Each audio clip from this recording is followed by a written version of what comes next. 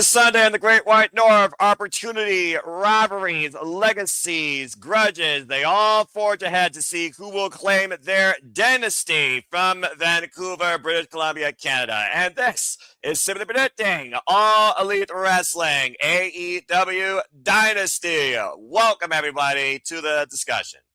Hello, everybody, and welcome back here once again to another edition of Simply Predicting. You know what this is, for I am the Simple Man of the Simple Brand, the voice of the rest for great for all things professional wrestling. Damn it. And my name is Noel Foster. So thank you all for tuning in, whether live or on demand. Please like, subscribe, comment, and tell a friend. If you want to dictate the conversation, super chat or PayPal the passions, it's as simple as that. We have a fantastic 6 tonight to discuss this wonderful card. So let's go ahead and introduce to you who you get to here tonight. Simply predict and bring maybe some foresight and maybe future booking. First and foremost, one half of the Canadian connection. He is the Canadian king of food, eh? And I don't mean just poutine. He's also a great contributor to Simple Lab Studios' latest ventures on our interviews, including connecting us with Pro Racing Symphony's Kyle McKenna, along with others. You can follow him at Nick Belief on the X. You see on his handle right there. None other, but shout out to the missus as well. Nick Ferrantes. Nick, how are you this fine evening? How you feel about AEW Dynasty this weekend? Oh, Canada, we are guard for the... I don't even know my own anthem. But this is my hometown, damn it. This is my country. We about getting going. Yeah. You know, it's one of those things whether you're Canadian or American. If you don't know your own national anthem, even you have to question your own citizenship. But you know what? Nonetheless, thank you, Nick. Also, damn it, you're a freaking idiot. Okay. And we'll come back to him later. Also here, one half of the MVPs, the VIPs, of course, the biggest super chat contributors, the one half of the Dominguez. As Arlene continues to pursue higher education, all the best to her. Emmanuel, how are you this evening? How you feel about AEW Dynasty? It's gonna be interesting pay-per-view. I know some of the matches is gonna be a good card, like good matches. Like it's one of those things like what's gonna happen in between the storylines. Because I just notified that the programming has been so it just makes me wonder like how they're gonna try to improve and make it a worthy pay-per-view for those AEW Warriors and supporters. So I'm intrigued what they have in store to improve this product. No, that's fair. And again, with AEW, you know you're always getting more bang for your buck. No pun intended. And also, again, it's a dynamic card. Get a little bit of this, a little bit of that, a little bit of everything. And why the guy on the left of me gave you 250 different ways to enjoy not shrimp from Forrest Gump, but potatoes during our stand deliver call. I expect him to stand deliver in his predictions tonight. Maybe not his score, but maybe his outlook. But it wouldn't be something predicting without my cohort in the studio that is just as reliable as Mr. Reliable, the Renegade Wrestling himself, CEO of Cassidy Studios, JJ Williams. And thank you, by the way, for those that tuned in earlier to JJ and crew for our interview with Jocelyn Navarro as we prepare for Podamania, of course, next week. Further details to come out, of course, at the end of the stream. JJ, how are you? How you feel about AEW Dynasty? I'm good. I'm here. I'm looking forward to it. Not as much as I'm looking forward to the shenanigans for next week that I'll be attending a lot of in person, but still looks like it'll be a solid card. We love you too, Nick. You know what? There's nothing but love here. There's nothing but criticism, including a man that always seems to pop out of a manacle before midnight here when it comes to City of as you just saw him on camera for a moment. Might be the only moment tonight. Yes, it's going to follow you for the rest of your life. But it's always a pleasure to have my fellow gamer, Charles Schultz. Charles, how you feel about AEW Dynasty? One, damn you again, Noah. That's number one. Hey, Charles, we should all be able to see your face. You're such a beautiful face. Okay. Come on. All right, look. The Avatar man has his perspective like Batman can't even trust it. That's a whole different question. But anyway, Charles, how you feel about Dynasty? Back to our regularly scheduled programming. Yeah, for now. Doing good. And I've barely been able to keep up with Dynamite, so I'm mostly going to this blind as a bat. Yeah, It might play in your favor for all we know, considering next week you literally will be in the land of the wild card. So I'm curious to see what you predict. So again, good to have you. And welcoming for the first time ever to Simply Predicting, certainly not last, but just because he's special. He's Gavin. He's chatting. He's also all elite. He's a great friend, of course, of me and Papa Gino as we do Major Points Wrestling together. He covers the ones and twos there. I, of course, do that here. For the first time ever, please welcome the Oof Man. Oof, how are you? Welcome to Simply Predicting and welcome to AEW Dynasty. What a debut for you. How are you, my friend? Wait and see. Look at that face. That's a stone face right there. Just stoic. Look at it. He's just staring at us. It's like he's staring. It's like he's staring a hole into it. Oh, there he is. Winning the technical award. Step out and say, congratulations. You win the Superman's Award for technical difficulties, but it's still good. You gave us a great moment there. So, again, you're going to fit in perfectly. There we go. Look at that. All right. So, we got latency, souls, folks. We're live, pal. Excited to I'd be here. All right. There we go. Wow. He went Microman for a moment. Oopman, just a heads up. Might want to check your stuff. All right. With that being said, folks, it's going to be another fun time as always. So I think without further ado, community, professional wrestling fans, all elite goers, We're live. Yeah, exactly. Sickos, casuals, hardcore, and 25 delay latency participants. Let's get right into it. So again, this weekend we'll cover AEW Dynasty. Comes to us from the Great White North in Vancouver, Canada. Here are the various ways you can watch it, including for the first time ever on MyAEW and select international markets. Of course, we'll be presenting here at the Super Labo Studios, 7 p.m. Eastern Standard Time start time on Sunday evening. That is, of course, April 12th. As, of course, we will bring you into the entire pay-per-view alongside so much else this weekend. Of course, here in America, we use HBO Max, but you see your various outlets, of course. We got a fun card on hand, and it could lead to some unique developments ahead of Double or Nothing. We know one match literally guarantees a summon for Double or Nothing, face to Don Callis and the Don Callis family agenda. But we also know there's another agenda, and shout out to our Canadian friend, Ash, the other half of the Canadian connection. Father Dad Bad for Wrestling. Ash, wish you were here, but I know priorities are fashions. Thank you so much for being part of the chat. Speaking of developments going on in All Elite Wrestling, there's a war on our hands, interpromotional possibly, between the United Empire and the Death Riders. Crowns up. So we're going to talk a little bit about this match that could have a little bit of cause and effect for a bigger match later. Let's start with Alex Windsor versus The Problem, Marina Shafir, for the first time ever. Straight up, by the way, I will also warn you all right now, I have zero spoilers for AEW Collision because I am hashtag spoiler free. So again, as always, predictions are not final. They are not final until you submit them on the form that we have available once the stream concludes on my social media in the comment section down below. We have Alex Windsor versus Marina Shafir for the first time ever in the engaged war that has developed between the Death Riders and United Empire. After the scuffle that happened, and Ash, if you are home and want to join this soiree for a lucky 7, you're more than welcome to. And again, Nick, if you don't mute yourself, I'm going to drop you. As I was saying, it's all right. We're live, pal. I shot her the link. It's all good. Thank you. Alex Windsor, of course, going up against Marina Shafir for the first time ever in singles action, current NWW Strong Women's Champion. And Oopman, wise idea, brother. Again, folks, it's all free and form fun here, but sometimes I do question why I do this.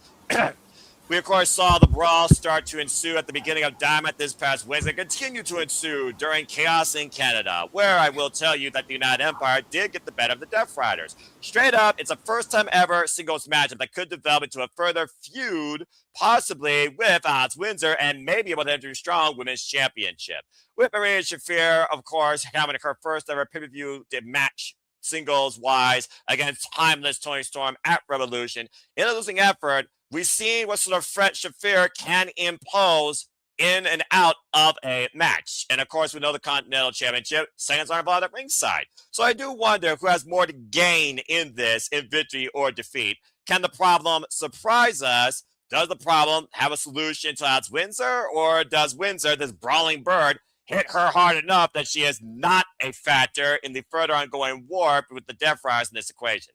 Let's go around the horn and see what you all think about this opening bout. And I will start first and foremost with JJ, we're going to go clockwise. As you all know, it's the predicting based on the quantity of the card and the quantity of the panel. Sometimes we do a dissertation of one person agree or disagree. But I think with the fact that this card for once has a very nice under number, we should be able to go around the horn and get everybody's thoughts fairly. JJ, you kick things off. Alex Windsor, Marina Shafir, you know Mrs. Bruv. You also know about the problem, where the violence reduced violence. You, of course, will likely see Marina Shafir at Bloodsport, part of your shenanigans live during WrestleMania week. Again, have a great safe time in the City of Sin. What do you think about this singles grudge match? Well, first things first, Ash, I sent you the link both on X and Facebook. If you want to join us, you have the way. Thank you for that. I don't know what to think about this because I feel like Collision is going to play heavily into what happens here. And unfortunately, we haven't seen Collision yet. Nope, that'll be Saturday. There's part of me that really wants to go with Marina because, like I said last month, she needs these wins. You know, if we're supposed to take her seriously, she needs the dub. But it's Alex Windsor. You know, I don't think they're going to have her losing. I don't think both Brawling Birds are going to lose. I think one of them has to get a dub. And unfortunately, Thekla is not losing her title. Spoiler alert for when we get there for me. So I think Windsor's going to pick up the dub here. All right. So we got one for Alex Windsor.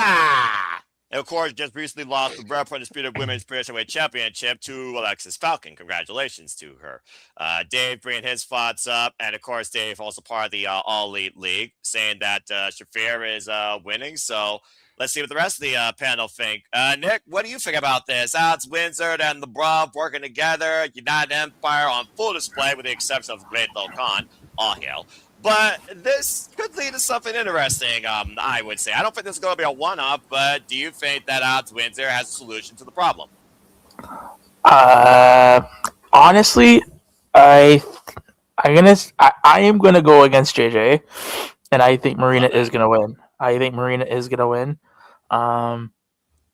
You know, this can play out into a bigger story, and realistically, I don't really think there's any challengers lined up for her New Japan Women's Championship, is there? I don't think so. Yes, there is. And before I say that, talking about Shinny on Pro Wrestler, it is my best friend in Shinny on Pro Wrestler. It is our young punk. It is our baddie friend. The other half of the Canadian Connections here, so this is going to be definitely interesting. Ash has joined us to the predicting. Hello, Ash. How are you? Hello, I'm good. Just finished a game of Monopoly with my mom. Ooh, man. Well, we'll talk more about that later, whether or not you bankrupt or actually you profited off of her. And again, I will destroy you if we ever play that. But it's good to have you here. And so far that we have a 50-50 ballot. So thank you for that, Nick. So that being said, from one half to Canadian Connection, nice job, by the way. Let's go to the other half. Hello, Ash. Alex Windsor, for those that don't know, by the way, will be engaged during WrestleMania week at Stardom Green Kingdom that we will be covering, of course. She will be defending her WWE Strong Women's Championship against Stardom's Saya Ida, third generation ultimate powerhouse of the Stardom roster. And she is part of Empress Nexus Venus. Stars. I'm looking very forward to that match of strong style. That being said, Ash, go ahead and let your foster this. Alex Windsor, Marina Shafir, what do you think? Yeah, I'm just like, who needs this win more? Like, because Marina Shafir having some losses, but at the same time, we got to build up Alex Windsor's momentum as well. Has she had any wins yet, singles wins yet? Which one, Shafir or Windsor? For Alex Windsor, I haven't been following up with her. She's mostly just been a brawling bird in AEW, but got a major win at Pro Wrestling Eve Queendom 8 when she beat Suri for the Strong Women's Championship. That was her last big singles match and singles win. Okay, and she's the Strong Women's Champion, yes? That's correct. ... Yeah, I'm trying to think. I think who... Gears are turning. Yeah, I know. I think, I think Marina Shafir should get some wins, keep some momentum going for the Death Riders, because they don't really have that much momentum going right now, other than Moxley being the champion. Very good. I've been Yay, I following you. remembered. I love when she has those moments. All right. So that being said, we got 2-1. Nick, I do see your hand. I acknowledge you, but you got to say real quick before we go to Charles. No, I just wanted to say that if I feel this match will play into Willow going into Double or Nothing. That's an interesting thought right there out of left field, considering there's other developments right now in the women's division that have me wondering, particularly about Willow and TBS Championship. But definitely be a different direction than I'm thinking. But of course, Double or Nothing being the show that started the AEW brand, of course, that will be in May. We already know one match will lead to developments, no matter what the case. So I do see what you mean. All right. Well, Noah, you mentioned a different direction. There is more than one direction. That is very true. And You don't know you're beautiful.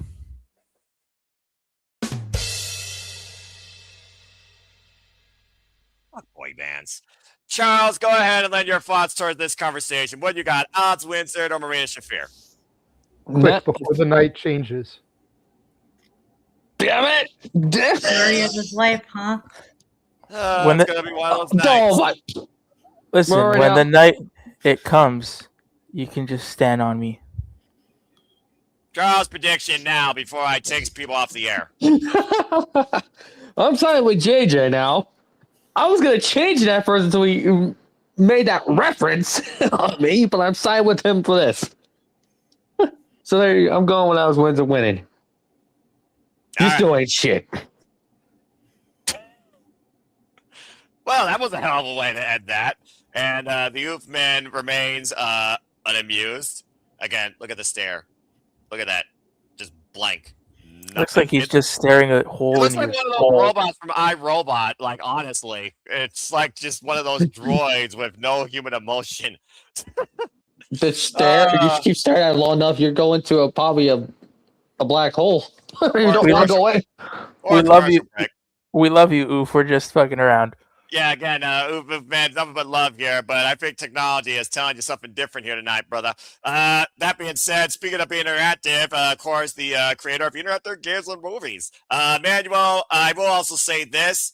I'm going with Windsor because it's Windsor. I don't think it's going to be a one-off. And again, with Shafir, she doesn't have to win. She just has to knock her out. At the end of the day, make it personal against somebody else in the card.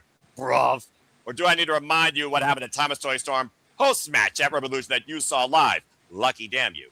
That being said, Emmanuel, I also went with Alex Windsor. So where do you stand on this conversation, this opening bout? All I have to say is what a difference between the pay-per-views. Marina Shafir went to Tony Storm to in the main card to pre-show. Yeah. Yeah, it's like Hindsight. Yeah. One thing about that, if Ronda wasn't going to show up, she probably would have been on the 0 hour there too. Hindsight, but hey, it's the second singles match in a row on pay-per-view. You take the victory when you can. Even I can put a positive spin on things. Anyway, continue, Emmanuel. Yeah, so it's like one of those like little advocates thing.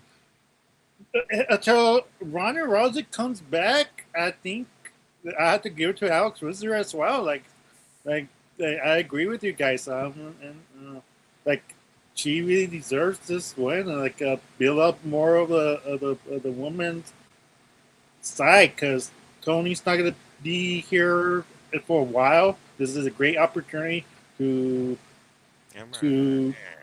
expand the division more. So hopefully with this win, it'll make her more credible. Because if she loses, it's like, okay, like that's fine. Like she loses with a bad effort, but wins is what you remember most of, not the loss. You know how you lose. So for me, Alex Windsor needs to win this. All right, fair enough. So most of us are going at Mrs. Bruv, but some of us believe that Mrs. Bruv might have the problem on her hands more than we think. I might be more to handle. All right. Good job, everybody. Yes, JJ, I see you. Okay, what you got to say real quick? Nothing regarding the match. Just I got a message from Oof. Please. Unfortunately, he doesn't know what's going on, so he's not going to try to come back. I told him, no worries, brother. There will be plenty more opportunities. He knows that he's always got a seat available on Simply Predicting if he wants it. But just wanted to let you know he's not going to be trying to pop in again. Plus, he did tell me he has work tomorrow morning, so yeah, he didn't know how long he'd be able to stay anyway.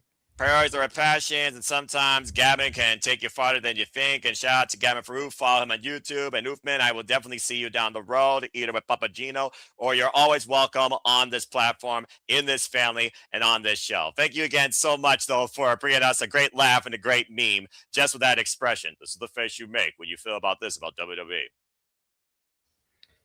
The face Noah makes when me and freaking Nick and Emmanuel and Charles fuck with him. Let's just call it what it is. Or just, something. Something! Speaking of that face. Accurate.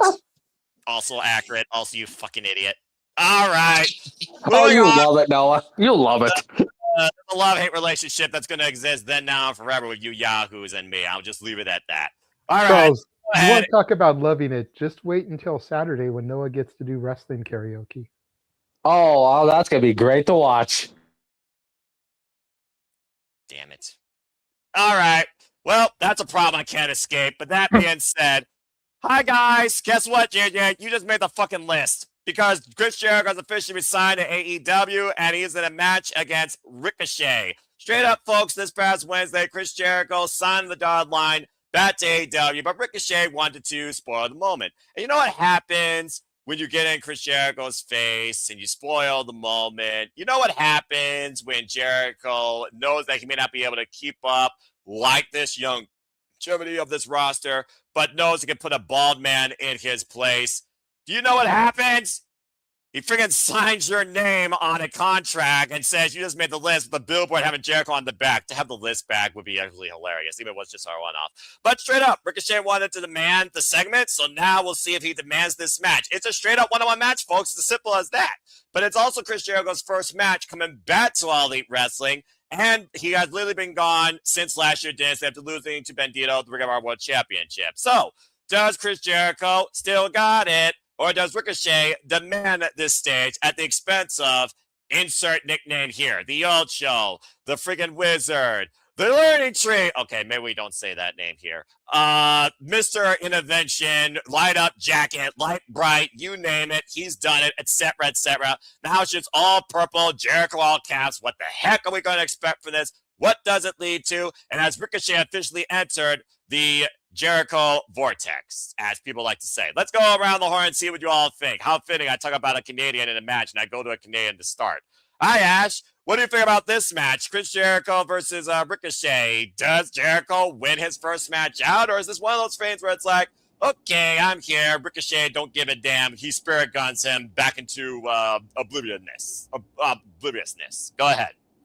So my feelings on this match is it going to be good? Yeah. Exactly. Yeah.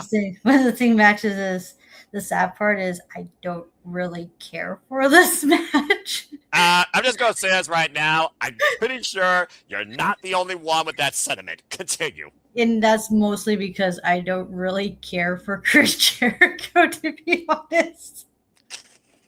That's only because he's a Canadian that was born in New York. That has nothing to do with it. He just doesn't do anything for me.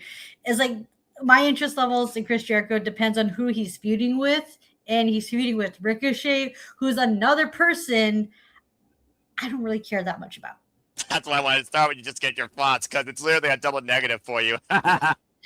Yeah, I think if the way AEW books, and especially with like how they are towards Chris Jericho, I don't see him losing his return match. Although more often than not, when most people come back, they usually do lose at the same time. But Ricochet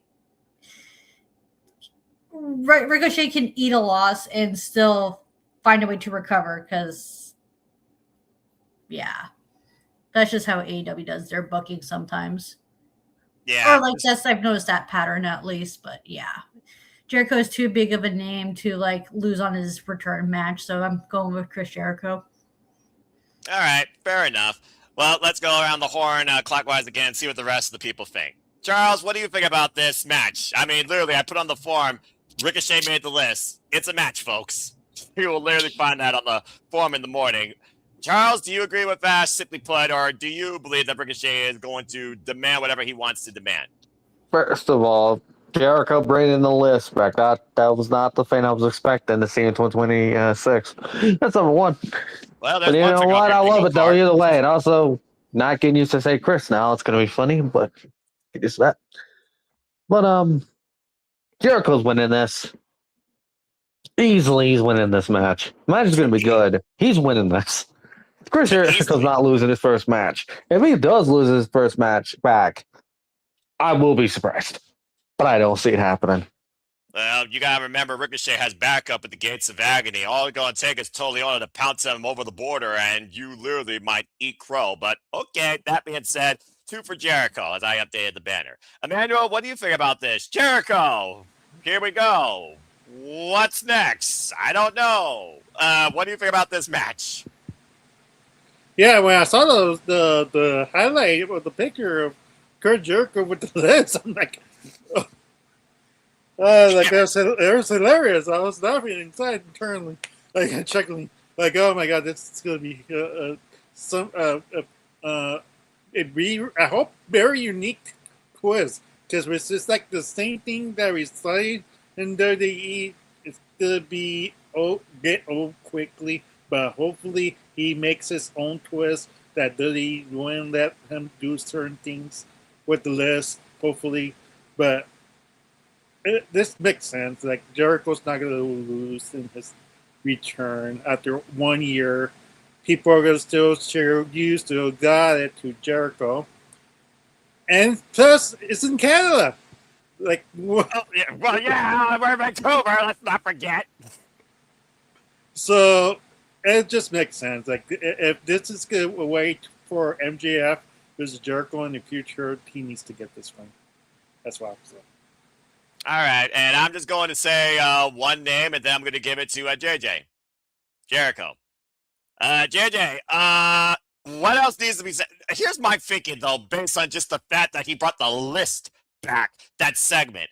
Are we at a point where Jericho has reinvented his character so much? He even brought up, like you said, I had good, I had bad. Are we just going to get like little teases of seasoning of all of his little dynamics from the past? Are we going to get Lionheart one more time? We're going to get the light up jacket one more time. Is this going to be like a renaissance period of reminiscence for Jericho and in his last run in AEW? Because again, we really don't know no direction besides the fact that he wants to be in AEW to see this company continue to grow and be a part of it, which I think is very noble since he's been there since day one. And truth be told, there's still plenty of people he has not gone in the ring with, but Ricochet was not one of those on my list. That's off to the side here. So, JJ, what do you think about Jericho's first match back in AEW against Ricochet here at Dynasty? Could this be an upset? Well, first thing is Ash mentioned that she didn't really care about this match. I will say to keep the puns and the pop culture references going, you are not alone. I told you. As far as this being in Vancouver, correct me if I'm wrong, Nick, but isn't Vancouver one of the Canadian provinces that has no Stanley Cups? Ah! So I Yes. don't know if bringing up winning in Vancouver is quite the argument that Emmanuel thinks it is. Well then. Yeah, sorry to my Canadians on the panel, but I think we lost a it couple is of what viewers it is. because I think we lost a couple of viewers because of that comment, because they have to accept that's fact. But anyway, continue. Hey, Vancouver riots much. like the Falcon, I'm out of line, but I'm not wrong. Accurate. That's why I'm like, you know what? He's 100% right. Continue.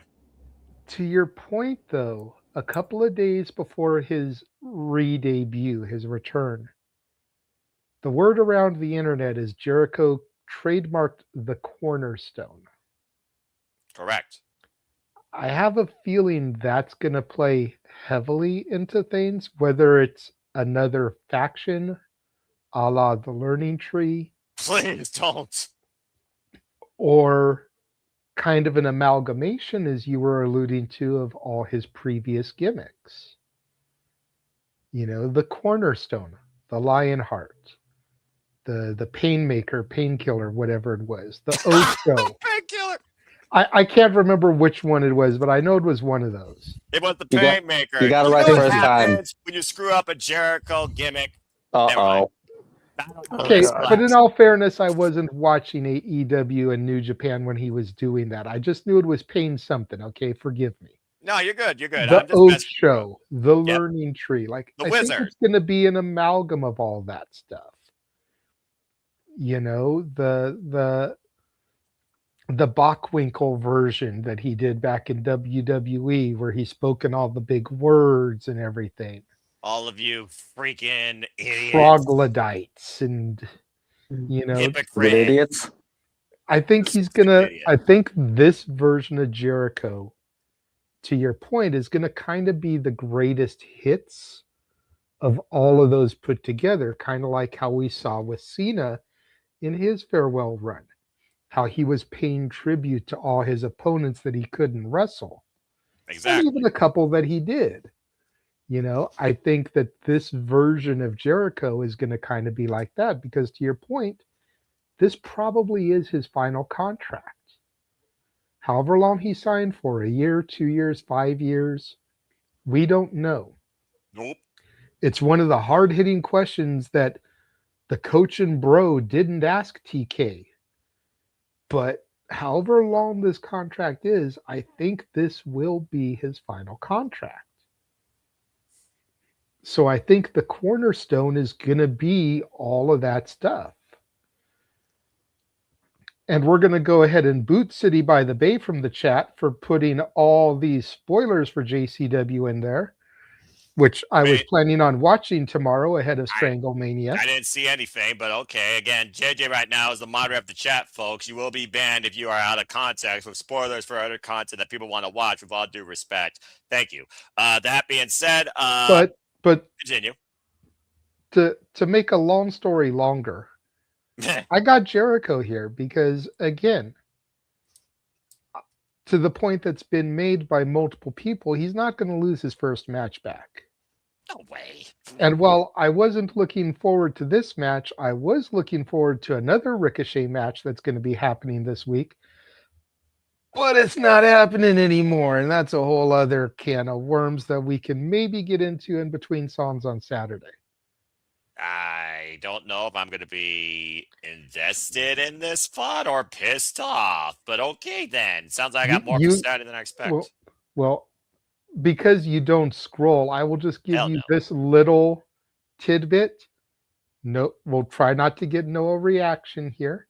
Save it for shenanigans, like I said. But apparently, some of the matches that had been booked in recent weeks that featured TNA versus AEW content have been pulled. MJF versus Nick Nemeth is no longer happening, and Ricochet versus Leon Slater, which was supposed to happen in Vegas, is no longer happening.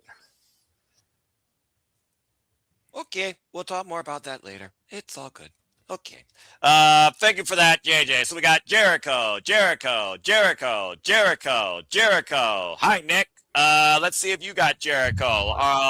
We are unanimous here. I feel like this has to be kind of one of those things where it's like, well, he's also Canadian, so let's see if he's biased, by the way, too. I mean, it's his return match. Enough said. It's literally a return match on pay-per-view out of nowhere, less than a fracking week since he signed on the dotted line. I know he came back the previous week, but that literally was he came back to say I'm home. He literally signed on the dotted line on a damn contract freaking Wednesday night. Go look it up. That being said, you got Jericho, and anything further you want to add to this, go ahead. And then Charles, I did think I see your hand if I didn't botch, but I will get to you after Nick. Can I use option C? Who gives a fuck? Like, hold on. And the reason why I say that, and I'm not trying to be a dick. Listen. I'm not trying to be a dick, but You're not? I'm trying not to. So know what? I'm gonna be. I told them everybody before stream. This review for me is gonna be very a hot take one. I don't give a fuck about this match. Great, he's back. Awesome. Why did you like? Oh my god! Didn't we not get Ricochet? Does Ricochet not give a shit about the national title anymore? Like, are we? You don't give a shit. Is that what you're telling me? Pretty much. Like, I don't understand why we're picking up stories and dropping stories. The last time we saw Ricochet was an exclusive backstage where he was so pissed that he lost the national title. He lost the national title, not getting pinned, and he lost it in a battle royal. You're telling me you're not pissed off about that? Like, this, to me, this is stupid. This match is like. And another thing, sorry, I'm ranting on this. Like, you're telling me Jericho, like, these are the things where it's, yeah, give me a solo. Yeah, we got to rant, folks. Buckle in for a moment. Get your poutine. Nick's going to be on a roll here for a moment. Grab a drink. No, I need show me with everybody. No, I need everybody. And I'm gonna ask this to each one of you. If you had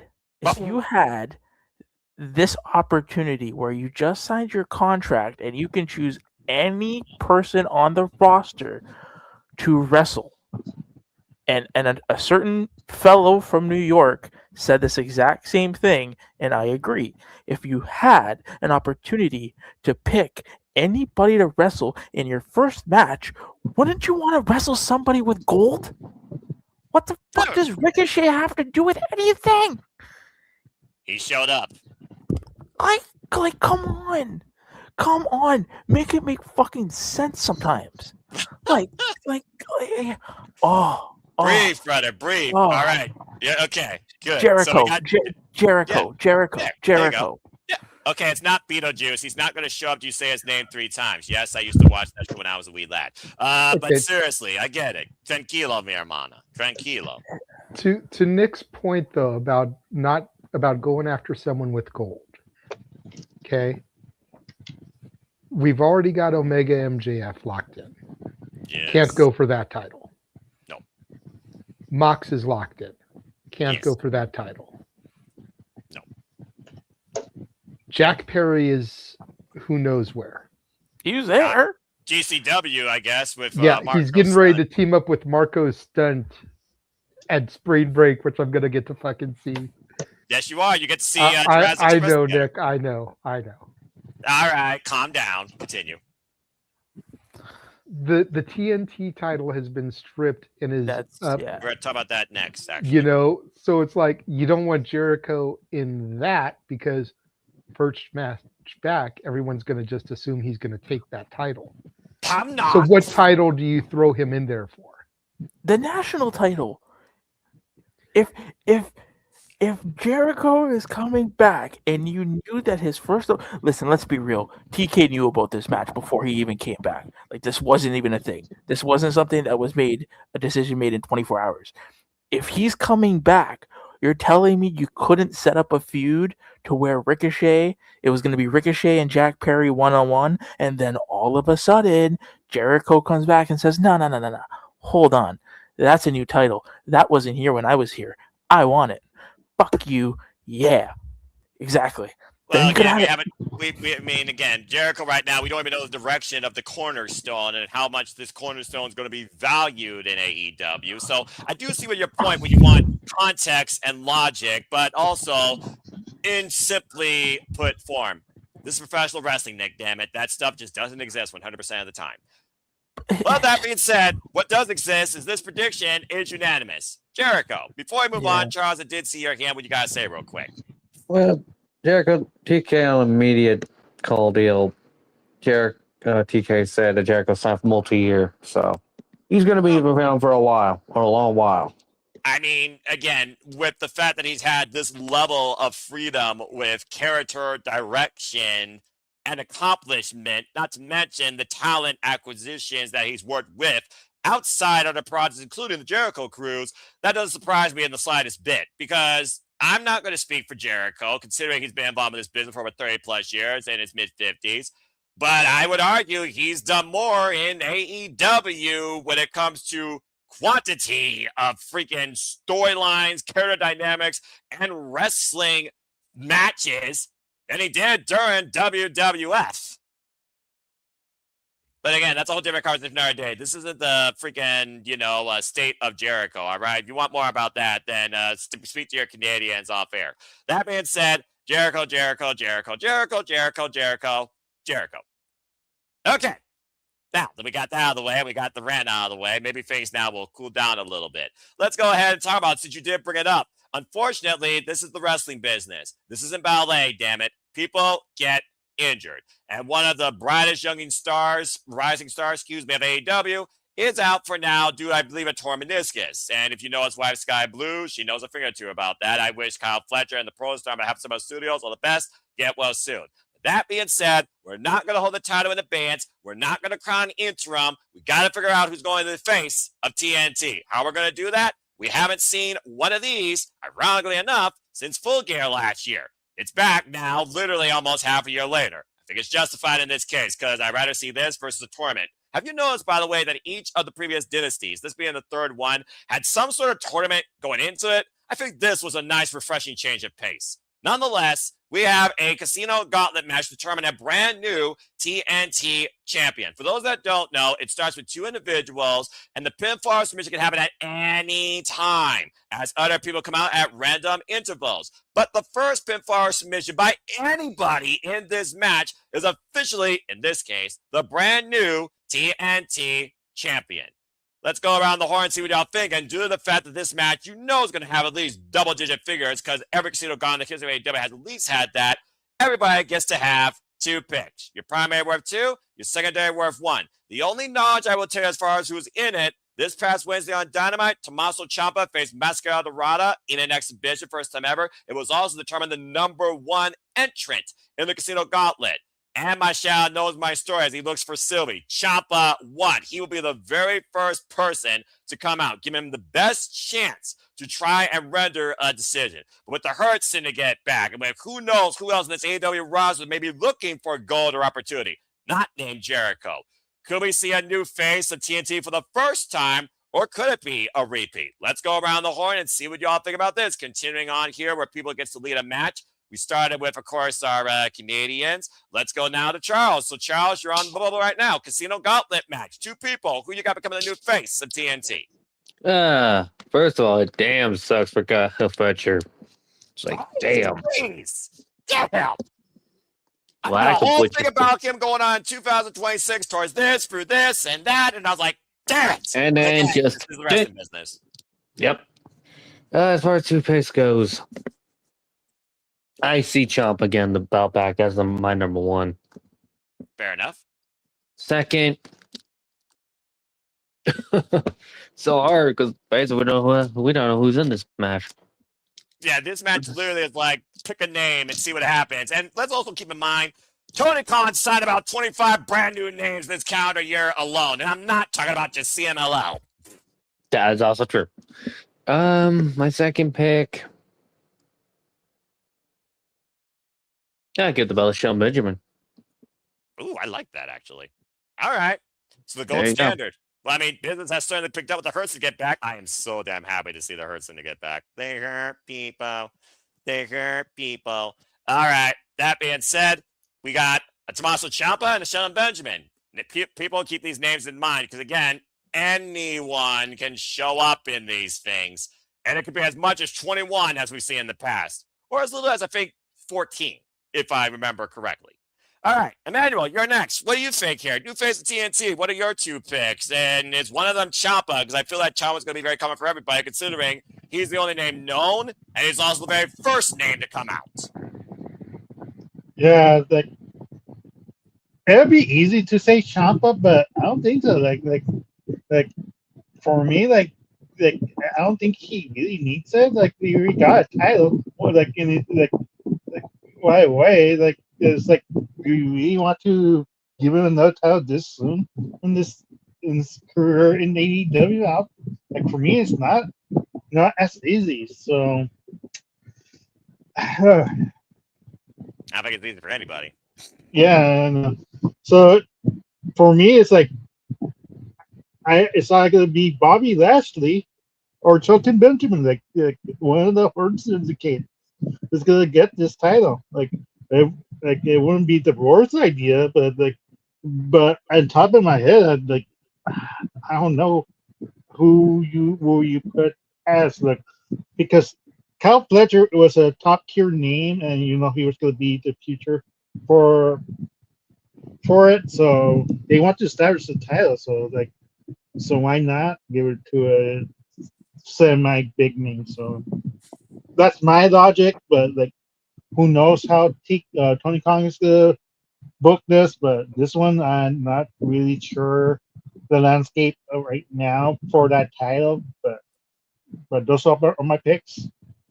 Yeah, it's fair. Again, what I love about this match, the unpredictability of who's in it and the unpredictability of who's actually going to win it. That's one of the things I enjoy sometimes in wrestling, actually being surprised. All right. Well, I mean, again, Kyle Fletcher, one of the strongest foundations in recent memory to the TNT champion, being perfectly honest. We, of course, also seen Mark Briscoe carry this in the past, Scorpio Sky. You talked about Tommaso Ciampa. I think about other people that haven't carried it. Maybe Roderick Strong. Maybe one of the Dogs. Maybe one of the Rascals. Maybe, actually, no, Busting the Brain, tag team pursuits only, honestly. I think they're just so incredible together. It's just one of those things also with the CMLL talent. Could it be Mascara Dorada that surprised? Could it be Commander? Could it be, well, Nick Wayne's going to be the best Super Juniors. Again, Ash, that's just coming up here recently. There's so many possibilities, but I do like the fact we're talking about Shelton Benjamin, who was one of the most prolific Intercontinental champions during his time in WWE. And honestly, when the Kurtzker came back to business, I wouldn't mind seeing that title purely in black and gold for people getting hurt within 20 minutes. So I do like that a lot. All right, well, let's go around the horn and see what everybody else thinks here. JJ, what do you think? TNT title, once again. Oh, fuck me. Here we go. This is going to get interesting. He's played the manual card. I wonder if it's the monster or the trap card this time. That's the trap card. But I'm just going to say it real quick. This annoys me. I'm not OCD. You trigger me. No, time out. You don't play a trap card sideways. Fucking hell.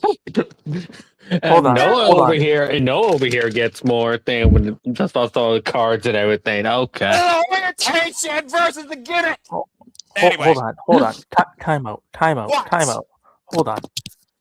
We can play Yu-Gi-Oh cards? Don't give So Nick what, ideas. Nick? I'm still waiting for you and Ryan to have that damn thing already.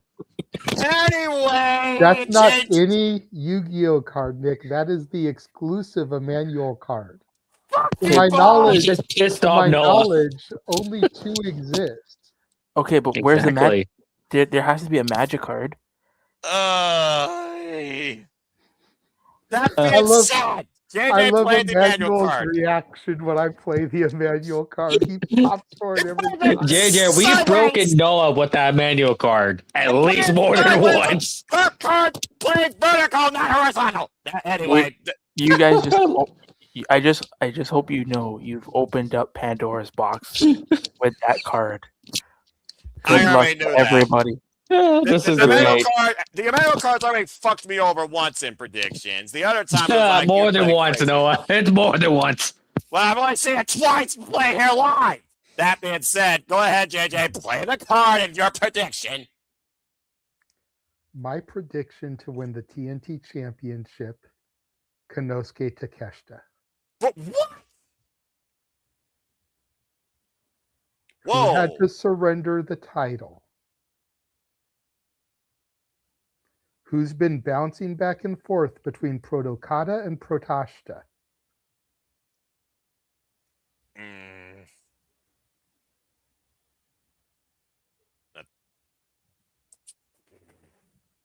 There's been an underlying story here in the Callis family with Takeshita and Okada.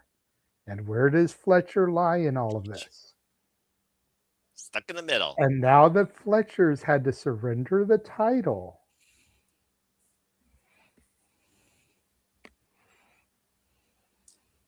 I've got Konosuke Takeshita as your new face of TNT. Well, he is already faced of NWW World because he holds the NWA World Television Championship. So honestly, that makes sense. My second choice is Champa, but Takeshita is my number one pick. All right, then. And he ends his turn. I'm not sure if I can take his life points away right now, but I certainly will try in the future. To be continued next episode, next week on the WB. All right. Thank you, JJ. Oh, my gosh. Sorry, you said the next episode. Bloody hell. All right. Anyway, that being said, you've definitely threw a tailspin in thoughts with Kenosi Takeshita, considering he'll be working double duty because he's in a tag match against your favorite tag team on this card, where he's guaranteed a shot each at Okada's talent double nothing, regardless of result. But it wouldn't surprise me with how hard the Alpha works. He could be in this too, because the Don Callis family wants all the gold. And right now, Don Callis is using Kyle Fletcher as a crutch to make Konosuke and Okada play nice. And so far, Scottie Pippen is not liking playing nice with Michael Jordan. See, I didn't know he was booked in a match because I was looking at the graphics and I didn't see him, which is part of why I picked him. Yeah. Yeah, they haven't released the official graphic yet. What does that tell you? But anyway. All right. I may be having second thoughts then, but just going off of what I saw here, because I haven't been tuning in weekly. I get you. That's where I was coming from. But no, I get you. I respect that 100%. I absolutely get you. And I could see Takeshita doing double duty. It wouldn't be the first time they had someone do double duty on a pay-per-view. So yeah, exactly. You kidding me? Willow just did it last month, and I got to see her do it live. So you know. Yeah, exactly. There you go. All right. Well, thank you for that. I'm going to just say, Shelton, I want to see a new first-time TNT champion. So as soon as the Hearst came back, one of the first names that did come to my mind was Shelton Benjamin. He's going to be definitely one of my picks. This is one of those matches I'm not worried about necessarily losing because, again, we don't know. So I'm actually going in a different tangent because I actually want to see, again, a first-time, brand new TNT champion. I want to be surprised. I want to see somebody make this matter. So I'm actually going out on a limb here, despite the fact I guess it's a tag team dynamic, but now he's conglomerating, and Mark Briscoe will probably respect it. I'm going with Roderick Strong. I think Roderick Strong deserves a chance at a single championship run here. I think the TNT championship would be a unique fit for him. I think it would also be a unique change in the dynamic with him and Orange Cassidy as a tag team. And with Mark Briscoe in there, Mark Briscoe and Roderick Strong could renew Ring of Honor history. And I think Roderick Strong confirming he's part of agglomeration. This would be a nice little soft reset. It's also a title that he hasn't held yet. So right now I'm going with, and again, your predictions aren't final until 6:30 p.m. Eastern Standard Time Sunday night. Keep that in mind, folks. I'm going to go on a tangent to I see Collision because I'm sure all those thoughts are going to change with this match, particularly when we get to Collision. Because I believe there's also a match where we determine the number 2 entrants, either Rouge or Anthony Bowens, although I don't see either man winning. I'm going to go right now with Shelton Benjamin and Roderick Strong until I get an idea who else throws their name in this field, known-wise, or someone gives me a tease to think that they could win this possibly under any case. So right now, those are my two. Well, that being said, Nick, that leaves you without an Emmanuel card. What do you guys say regarding this gauntlet match? And I'm sure your two names will probably be more dynamic than anyone else here. What do you think? Two things. One, the fact that we're having the Casino Gauntlet now, I better not see it for the rest of the year. I don't want to see it for the rest of the year. I don't want to. I'm happy. You can give it to. I mean, I don't understand. Like you couldn't have. Anyway, you couldn't have come up with anything else. But I digress. I won't rant on it. I have. Maybe I do that here. I'm gonna start. Charles, I really hope not. I'm gonna start with my number 2 pick. Okay.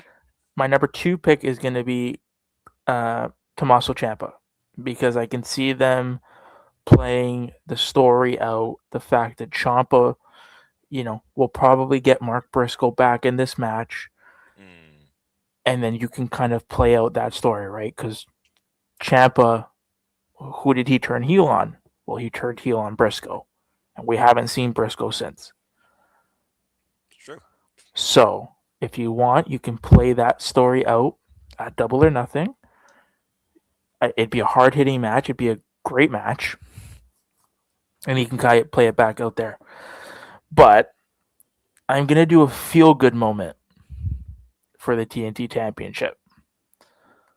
You were in the right vein when you said the conglomeration, but you're missing one fellow, and he is, in fact, a Vancouver native. Eh? I'm going with a returning Kyle O'Reilly. Oh, wow. Because Man. he recently came out, and this is why Noah. This is why sometimes scrolling is good. He recently came out on an interview, and he said he hopes to be back very, very soon. Hint, hint, nudge, nudge.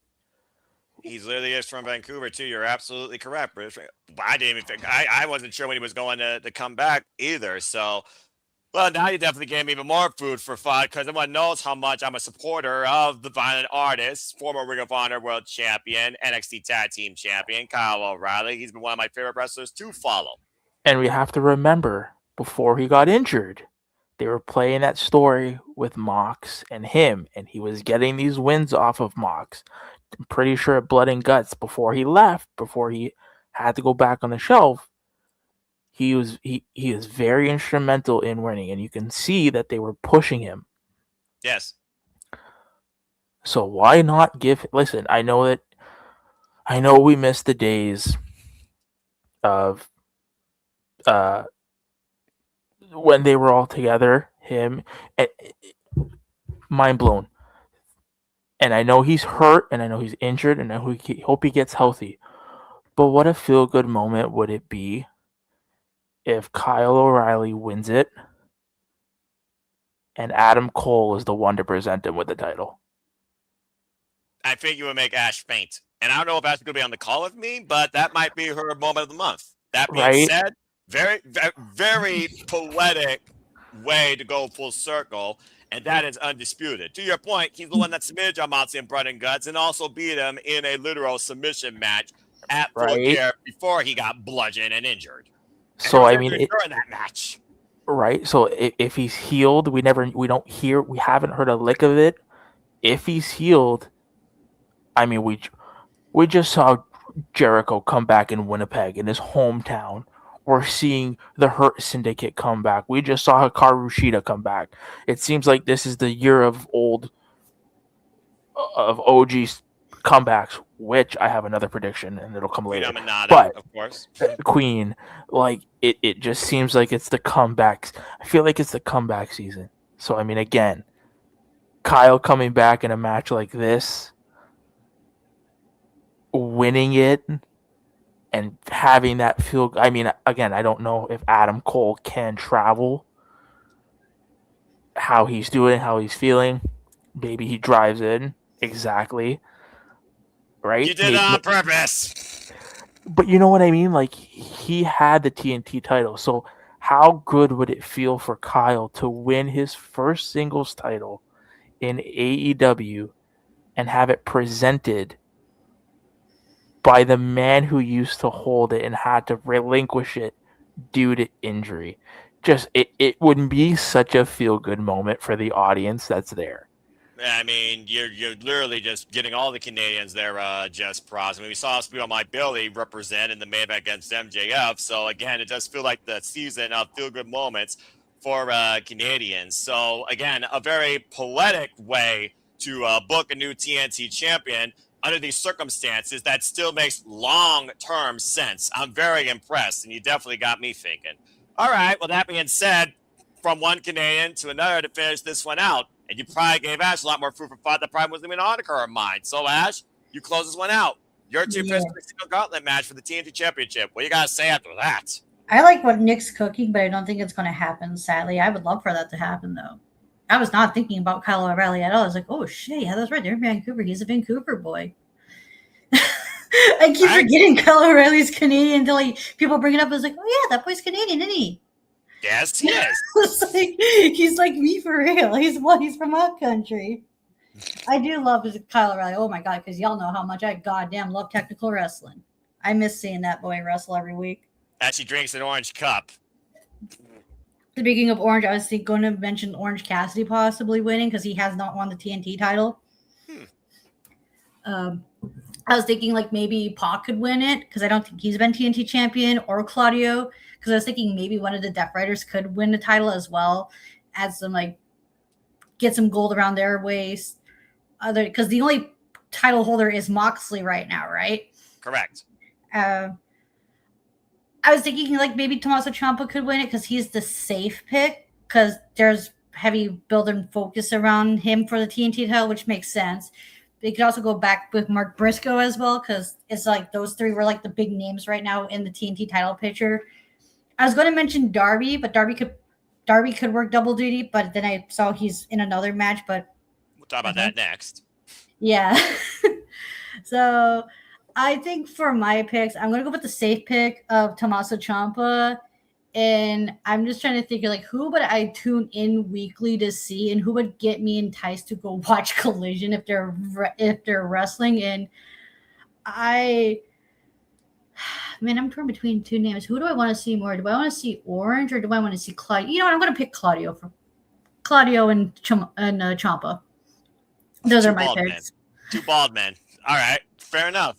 She likes the bald man. She likes the blade techers. All right. Well, again, I love the names dynamic across the board here. Nick, I did see your hand. What you got to say real quick, man, before we move on to the next match? So you know the interview that I just quoted that I told you that he was on that you talked about? Yes. That interview was done on a show called This Is Van Color. Sounds like a local radio show. Local radio for where? Ooh. Vancouver. I want to. May I read a quick quote? Go ahead. A real quick quote. For thought. Real quick quote from This Is Van Color. Kyle O'Reilly went on to say, "I really want to be ready in time for the Vancouver pay-per-view, which is Dynasty, coming up this weekend from Rogers Arena. So, wink, wink, nudge, nudge. Maybe I'll be back in time for that." I think a lot of people are going to start saying Kyle O'Reilly, at least for secondary at this point, with you just saying that. Shout out to Van Color. The fact that he's saying wink, wink, nudge, nudge is part of the quote really leads me to believe that he will be on the show somewhere. Yeah. The question is where? I was about to say, do we see him on Collision? Or did they wait till the pay-per-view to make his return? If he is returning, that is. It would have to be pay-per-view because Collision is not in Vancouver. Again, we're hashtag spoiler free, but as we know, they did a double taping of Collision and Dynamite in Edmonton. Collision, for all we know, is probably spoiled on every dirt sheet on the internet. Of course, I'm not going to do that. I'm going to watch it on Saturday. But yeah, I forgot about the double tapings. Sorry. Yeah. And the context you put there with Kyle O'Reilly regarding this moment or picking up that momentum where he left him against Jon Moxley, who does hold a championship at this moment. There's a lot of proof of thought that Kyle O'Reilly could very much be involved in this card and give himself a direction through Double or Nothing. And this is just one of the biggest caveats putting towards it. Clearly not the only one, I feel like. But thank you for that, Nick. But that being said, folks, you heard the names dynamic. Again, we don't know who's in it. We don't know everyone that's in it. We don't know who could be in it. But there's a lot of unique dynamics when it comes to this Casino Gauntlet match. Emmanuel, I see you have your hand up. What you guys say real quick? If it's true, we'll get away. The wink, wink, or the nudge, nudge. I'll go with the nudge, nudge. I mean, what do you guys think? If he did give it away, it would be not the first thing that was kind of leaked during an interview this week. As Brooke Havoc may have given something away in our interview with her this past Tuesday, which go back and take a look at that. Nick looks like he's thinking, clusterfuck, Nick?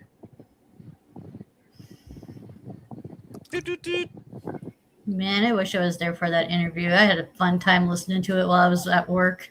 You need to start joining those interviews when you can, pal. And again, shout out to JJ and all the great work and figured all the incredible female talent for title match, ladies' night, and Apollo Mania.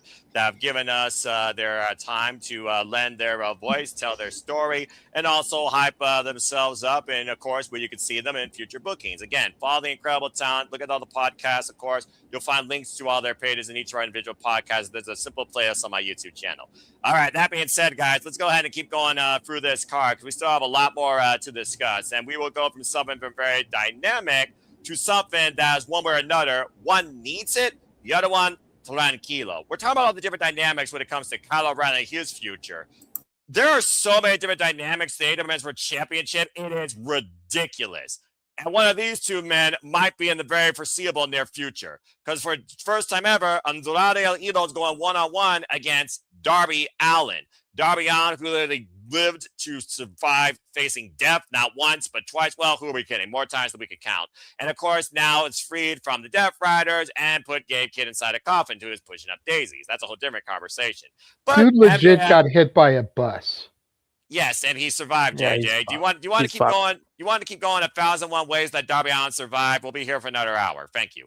That being said, Darby Allin, though, he has set his sights now on the AEW Men's World Championship, and he says, I'm going to see that before I see God, because I'm still here. MJF, aware of that. We all know the long-term history for anyone who's been all elite wrestling fans since day one like me, when it comes to Darby Allin and MJF, and their only singles match, they end with a head-shoulder takeover where MJF won.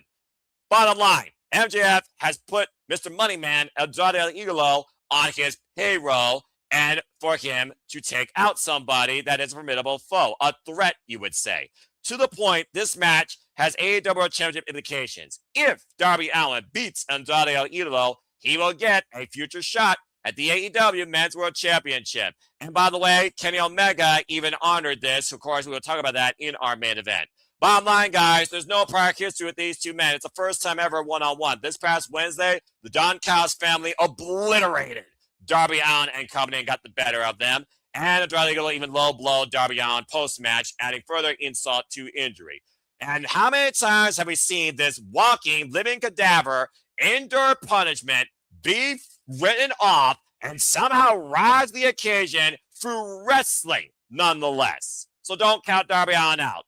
Let's go around the horn and see what y'all think. And could Darby Allin be on the road to Double or Nothing to challenge for the AEW Men's World title against the Devil or a God?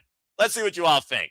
I believe this time we're going to start with Emmanuel for this match. Emmanuel, what do you think? Darby Allin's been on quite a winning roll as of late. 7-0, I believe, in his last singles matches, including the coffin matches I talked about. But Andrade, he's got to have mixed fortunes. But again, right now, he does not agree with the Don Callis family agenda, but he's currently working it. Now, win or loss here for Andrade Idolo, the jury is out whether or not MJF will play nice with Don Callis and give Andrade that shot. That was not mentioned at all. And Andrade, of course, come up the loss to Yota Tsuji, and that last bit singles win against Bandito, current world champion, at Revolution. There are more dynamics in which way Andrade goes, but if Darby loses, good luck, man. That's all I got to say about that. So, Amanda, what do you think? I think this is one of the most strangest matches of them all. Like Darby Allin, Andrade, Idolo. Wow, what a match! Yeah, I did not expect this match at all. So I'm going to be honest with you. Who's gonna win? I think it's Andrade. Like, and I'm not gonna lie. I think like if you're gonna bring back Andrade, you need to reestablish them. And try to make it look like a bigger star, like because the first time didn't work. Why not this make the second time work? That make him a bigger superstar than he was. Like, because if not, then what's the point of bringing him back if he's just to be in the mid card act again? So for me, like Andrade needs to this win, and he needs to be elevated a little bit more. Be honest with you, Darby, like he could eat the loss, like it will not affect him regardlessly the outcome, win or lose. So for me, like Andrade needs this a bit more, in my opinion. Okay, fair enough. We got one for Andrade. We're going to do things a little different this time, and we're going to go up and down arrow-wise. So now it's me. I think Darby Allin is literally the guy for the longest time that has been on the journey to this accomplishment. An AEW original since day one. And as I talked about when Sting hit him up that bat, maybe AEW's icon. A former TNT champion, but a guy that's literally ride through hell and back in his career and in life. And I feel this could be a really big accomplishment. We've been talking about who we've had penciled in for the AEW Men's World Championship after MJF's run, where he says it's going to go down as legendary. It already has, considering he's already defended this title multiple times on the Independents, by the way, in Limitless Wrestling, and has now called out Pat Buck for a match next month in May. Could the title be on the line? Who's to say? But nonetheless, I think that Darby Allin and MJF should pick up where they once left off, and I think it'd be very poetic to be at Double or Nothing, the stage where it all began. So I'm actually going with Darby Allin here, because at the end of the day, he could get obliterated with a DM, spinning back fist, you name it. All he's got to do is pin the man for 3 seconds. In fact, that's how he won his last singles match. He survived Roosh, who bludgeoned that guy up and down the freaking arena, and he caught him with a pinfall in 3 seconds. That's all it takes, even after getting pile drive by Mark Davis. The bottom line, Darby Allin is a survivor. He always keeps fighting. He always keeps coming back. And he said, it'll be before I see God that I don't stop this pursuit for the AEW Men's World Championship. I'm not reading his last rights yet on that pursuit. I think that Darby Allin deserves this chance this year at Double or Nothing, if nothing else. And of course, MJF, he's the devil. Do you trust the devil? I'm just saying. But regardless, I'm going with Darby Allin here to find a way to overcome Andrade El Idolo. And then we'll see how that changes the momentum of Andrade and the trust in Don Callis' plans, considering he's already caught MJF at the House of Glory show. Just saying. And I wouldn't count on Andrade pursuing this championship yet either. But I think Darby deserves this win. I'm going with Darby. Ash, I'll go to you next on this. What do you think about this match? Where, again, if Darby wins, it's an impromptu to my contenders match for him. Yeah, I was trying to think of, who needs this win more? Because right now, because it doesn't look like Darby really has a direction going for them, although it's very heavily hinted that he is interested in the world title picture, which is good because that's something I've been wanting to see for quite some time now. It's just that they never really penciled him in. Whereas Andrade, yeah, he has all this momentum in the world going for him right now, but he does have his options. He can pick up where he left off with Bandito, because he does hold the wind off of Bandito, and he can do something down in Ring of Honor. Whereas Darby, on the other hand, he doesn't really have a direction like Andrade does.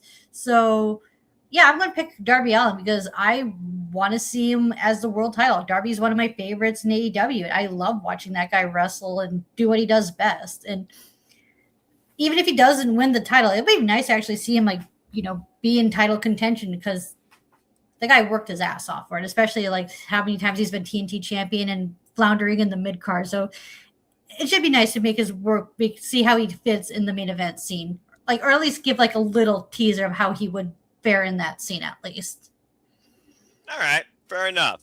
2 Darbys, 1 Andrade. All right, that leads us to the other Canadian. Nick, what do you think about this? I mean, again, Darby literally said, we were talking about the new beginning of AEW this year. At the beginning of the year, he said he wants to go after and become AEW Men's World Champion. So, again, is this the guaranteed catapult to give him that chance? Yes, I think Darby is winning this match because they let you know on commentary, they really heavily, if you were listening to it, they really hammered home the fact that, and I don't know how they got to this conclusion, but if Darby does win, he's the number 1 contender for the world championship, which I don't understand how he would be the number 1 contender when Andrade is not even a number 1 contender. It was weird. But it's a Don Callis family MJF fed agenda with a guy that has a very strong singles win streak. It's MJF literally throwing everybody but the kitchen sink to make sure Darby Allin's not involved. No, but I think you're right. But I think, like I said, they hammered it home on commentary. I do think that Darby wins, but it's unfortunate. I don't like how he's saying he needs this, because we just had somebody else who said they needed this, and he's been off TV. So I mean, I don't like the verbiage he's using. I would try to go with something else. But yeah, I have Darby. I have Darby winning this. And going on to Double or Nothing. All right, fair enough. I feel like, again, the key word here is need, but the expression of need is another driving factor why I think people are buying into Darby Allin and his pursuit of the AEW Men's World Championship. Again, how much do you desire something goes back to what John Moxley said about the Continental Championship, about how obsessed he was to win that. We'll be talking more about that here shortly. Charles, that being said, Darby Allin and Andrade Hilo, what do you guys say regarding this match? Darby Allin, you guys set up your double or nothing main event. Go to JJ now. Thank you very much. And with that being said, we'll go to JJ to close this one out. So, JJ, I'm pretty sure outside of Manuel, it is literally going to be 5-1 unless you really surprise me here. So, do you have Darby Allin or Andrade? Bonus question. How far into the match does Andrade take his pants off to reveal his Speedo? Oh, bloody hell! What the fuck was... Or go outside the ring and take a selfie with a woman. Under 10 minutes. Over or under 10 minutes? Wait, he's going to make this video go longer because of this conversation. Seriously, JJ? No, I'm just trying to be funny, Noah, because it's like something he's been doing a lot since he came back. It is. I'm going to say under. And to the assholes that have said Mel Coleman looks like a man, you go fuck yourself. Yeah, you all are wrong for that, all right? And fucking dicks. All right, moving on from there. Be better, folks. See, here's my problem with this match. Go for it. I don't care about either one of these guys. High five. Darby is going to win. I'd rather Andrade wins, but I could give a fuck less. My investment in Darby winning the title was prior to Everest. Was him claiming the title after ascending Mount Everest. Mm-hmm. And they went away from that to go with Hangman because they just had to get the belt off of Moxley. Now, I don't give a fuck. I just don't. That's fair. Yeah. You know, if anything, I'd rather Andrade get the title to shove it up his ex-wife's ass. All right. Ooh. You know, just to show that he can be successful without writing her name. He'd be a good TNT title holder too. True. He'd also be a solid world champion. Yeah, I feel like he's world championship pedigree, and I still think Andrade the name you need to leave in that equation still. At some point. But you know, I'm gonna the end of the day, the question is, who would you bet money on? You're in Las Vegas at the bookie counter.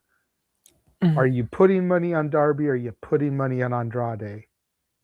I don't want to lose money, so I'm putting money on Darby.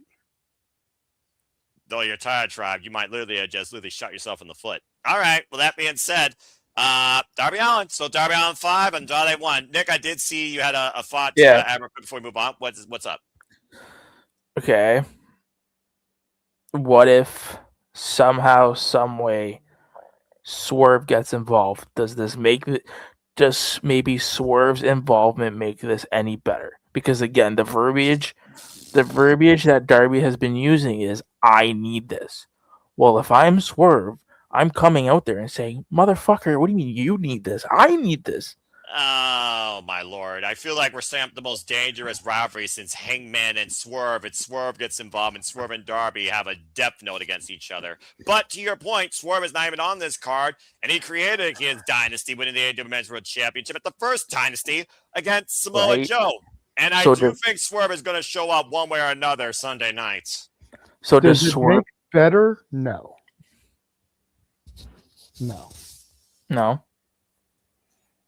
Yeah, I don't know if I want to see interference in this match. But again, Don Kyle's family. And also Swerve and Darby, very tumultuous history as well. Both men from Defy as well. still, food for thought, Nick. Definitely something to consider. But regardless, 5 Darbys, 1 Andrade. Okay. Well, that being said, let's go ahead and move into what's probably going to be the easiest match to call. And I'm just going to go ahead and spearhead this because I'm a hater for life. Hater hits hard. But Thekla, she was signed to AEW. And she's looking for the person that literally handed her first defeat. It's one of those matches where the champion is looking to send a statement, especially after you heard what she friended Lexi Nair with after a good time with a dinner and then ripping her fingers off at a strip club. Jesus Christ, Thekla, you are warped, and I love you for that. But regardless, Thekla trying to lead the Triangle of Madness in the big gaping gap. I probably shouldn't say that. That Thomas Toy Storm is leaving the AEW Women's Division now. We got to consider who's really going to spearhead this division. With the fact we know the Brawling Birds are right now in the crosshairs of this war with the Death Friars United Empire, but also could be the ones that people might see upset the Divine Dominion in their home turf. For those that don't know, she's a charming Brit. It's one of those things that Thekla is looking for revenge against the woman that beat her last year at Wrestle Dream in her first ever singles defeat. Tekla's career really started with Jamie Hayter clocking her the wins after Double or Nothing, and we approach near 1 year later. These two are about to run it back in my strongest hitting match of the month. Straight up, I love Hayter. Hayter's actually going back to Pro Wrestling Eve in the near future. I love the Brawling Birds, but Thekla right now, who just resigned and is leading the Triangle of Madness, I expect this to be unanimous. I don't expect there to be a lot of conversation here, so that's why I brought it up.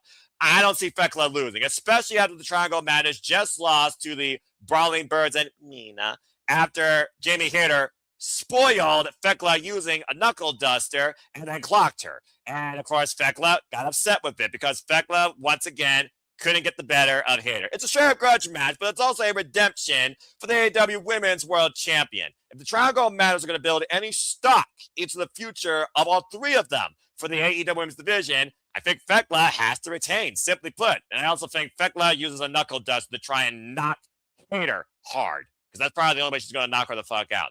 But I got Thekla retaining, and I imagine everyone else has Thekla retaining as well. So this one, I'm just going to put up a little bit of a ballot count to see if anyone has anything said different before I move on. So I have Thekla retaining. Going once, if there's a counter. Going twice. Charles, I see your head. That's interesting. I don't see your hand. Unless that was his hand. Do you have something to say? There it is. What do you got to say real quick? I do have something to say. I do agree Vecca's retaining, but I expect someone to show up after this match. Fuck you, Charles. Fuck you, Charles. Don't take it. Wait a minute. Well, Nick, you might be more different than mine. We got telepathy. This is going to get interesting. Well, guess what? He put his hand up first, so he's going to say it. If he spoils it, you can chastise him later. Charles, who you got in mind? Probably not the same person Nick is probably thinking of. Considering somebody's down to 0 belts, I expect her to show back up here. Oh, Mercedes Moné. All right, we'll see. But since Tony Storm's not gonna be around, they're gonna need other people. What else can you really do? Just saying. Well, I mean, again, we've already seen, like you said, the season of returns. So there you go. All right. Well, that being said, it's factually unanimous. Does anyone else have anything further to say regarding someone showing up before I move on? And Nick, I do see your hand, and then I see JJ unmuted. What do you got to say? So, yes, she's showing up. I do see her showing up. But I do see another person showing up. And I will say her name till I'm blue in the face. You muted. Oh, what the fuck? JJ knows where I'm going with this. JJ knows where I'm going with this. Did you actually mute JJ? Did you actually mute him? Yes, I did. JJ, 10 out of 10. You know that? There you go. Because he knows where I'm going with this. And Look, Ash him live and die on this mountain. Just say it. Just say it, man. Just say it. This is great. This is great. Let's say it, JJ, please. Say it. The doctor is costing Jamie Hayter. Oh. Listen, y'all laughed at me when I said Jericho was coming back. She's coming back. She's coming back. I can Think about this again. This is my tinfoil cap. If she comes back, you can run Hater versus Britt. You Yeah, you can could. run. You can run Stat versus Tekla again, because you're not. If we're wrestling 101, we are not having. And I know it's AEW. I understand, but we really can't run heel versus heel. Monet's not coming back as a babyface. So you need a babyface to take the title off of Tekla. I do agree about that. If you're gonna give me at All In, it just makes sense, because it seems like Stat lost her title and then completely just said, "Fuck it, I don't want it back." Like, Well, actually, right now she doesn't know her direction. But if you saw the again, across Sheeta right now, who sees her own direction, sounds like Sheeta's trying to lobby Chris Statlander for a tag team, and I'm not sure what that leads to. But I like this dynamic a lot. it's just weird. It is So I weird, mean, regardless, you're gonna need a babyface to take, because again, Monet is not coming back as a heel, so you need a babyface to have that title for Monet to take it off of, whether that be Willow or not. We all You love need Willow. you need somebody to take it off her. So, and you don't. I feel like you don't want to pin. You don't want to pin Jamie clean. I feel like you're doing a disservice to Jamie if you pin her clean. That's why I don't think it's gonna be clean here. You kidding me? No. So which is why I think, again, Britt comes back and costs her. I will die on that hill. Let him dream. Let him dream. Let him dream. Let it be. All right. Well, thank you for that, Nick. I figured for that, Charles. Ash, hello. I see your hands up. What you guys say real quick before you move on? I think Jada just literally wanted to mess with Nick because he knew Nick was going to say that. So Yeah, I knew. I did, but I did have something I was going to say too. Remember, I had unmuted, but go ahead, Ash. Oh, okay. Well, ladies first, and then the gentleman last. That always likes to cook a master meal. Go ahead, Ash. What do you guys say? I had a feeling Nick was going to say Dr. Britt Baker. That's why I went DMD multiple times. I saw that. I saw it from a mile away too. And kilometers. Pick a metric system y'all use up there. Continue. Because I do miss seeing Dr. Britt Baker. I would love to see her return. Is it going to happen anytime soon? It's really hard to say. I say that the chances are low, but they're not zero. And as for like Tekla, I see Tekla winning, but the issue I have is, other than Willow Nightingale and Harley Cameron, what pure babyface does AEW have to potentially challenge for Tekla's title run if she does retain? That's my only concern I have right now. Yeah, it's very vague right now at the babyface front. I mean, Mina gave her a hell of a shot. I wouldn't mind them running that back. But right now, I don't see no clear babyface that could take the title off Thekla, and the Triangle of Madness right now literally holding the AEW women's division. I'm just waiting now to see when Sky Blue and Julia Hart get their chance, because Thekla wants to see both those young women thrive and succeed. And again, with Thomas Toy Storm right now off the marquee, this is a huge opportunity for everybody to step up. And this also raises another question too, because we're very heel heavy on the women's division. Oh yeah. Who do they turn to face? That wouldn't be like logical. That makes sense booking wise and motivational wise to go after Tekla. Well, I mean, they could also bring forward more of a Hyon and Maya world. I mean, because I know they just did working out of Ring of Honor, and with enough work, you could see something down the line. And I'm also just putting it out there because you got to consider opportunity could happen for anyone at any time. We have the Owen Foundation tournaments coming up, which you know are going to lead to World Championship implications. So I'm just thinking about sign talent on this roster. But yeah, as far as a straightforward babyface, I mean, Persephone is cleaner. I mean, she did beat Thekla last year in the CMLL Grand Prix. I'm sure Thekla, who's trying to get all her wins back, has Persephone in her future at some point. It's one of those things right now where I look at this point of the women's division, I don't see a clear top-tier babyface direction besides our smiling babyface of TBS, Willow Nightingale, who I think is going to have a very strong run with this TBS title. So again, It's food for thought, Ash. I don't have an answer for you yet, but I kind of like the fact that I don't know because it leads me to be surprised once it happens. And I think that's the thing when I talk about the AEW Women's Division. Potential. And once again, the potential is there. They just got to figure out a way to balance it now with the world title and the tag division. Where right now, I don't see nobody taking those titles off Divine Dominion either. All right. With that being said, JJ, go ahead. Yeah. I'm about to say, are you mirrored? I'm about to say, you're mirrored, so you're probably pointing the wrong way. He's pointing. They are. They're trying to point at Emmanuel, who's raising his hand. But you also No, had we a were thought pointing at earlier. you. Oh. Yeah, I was pointing at you. We're one of you, JJ. Well, look, you get lost in translation and direction. Let the guy in the center of the screen know it's going to go each way to point to the guy that's next. Thank you. JJ, go ahead, and then Emmanuel. JJ, what you got to say real quick? I love the fact we're talking about the AEW Women's Division, by the way. This makes me happy. Well, to be perfectly honest, until Ash and Nick gave their little speeches, all I unmuted for was to say I love the way that Tekla says bitches. That was my only thing I was going to interject until they started talking, because the way she says bitches pops me every time, kind of like Okada says bitch. Something about the way they say it just pops me. But then Nick had to open his fucking mouth. And then Ash had to add to it. And then my booking brain got to spinning. Oh, no. Here we go. Good. Ash, where are you? Are you below me? So Yes, I'm she going to is. go to Ash's point first, because the Nick thing is going to take longer.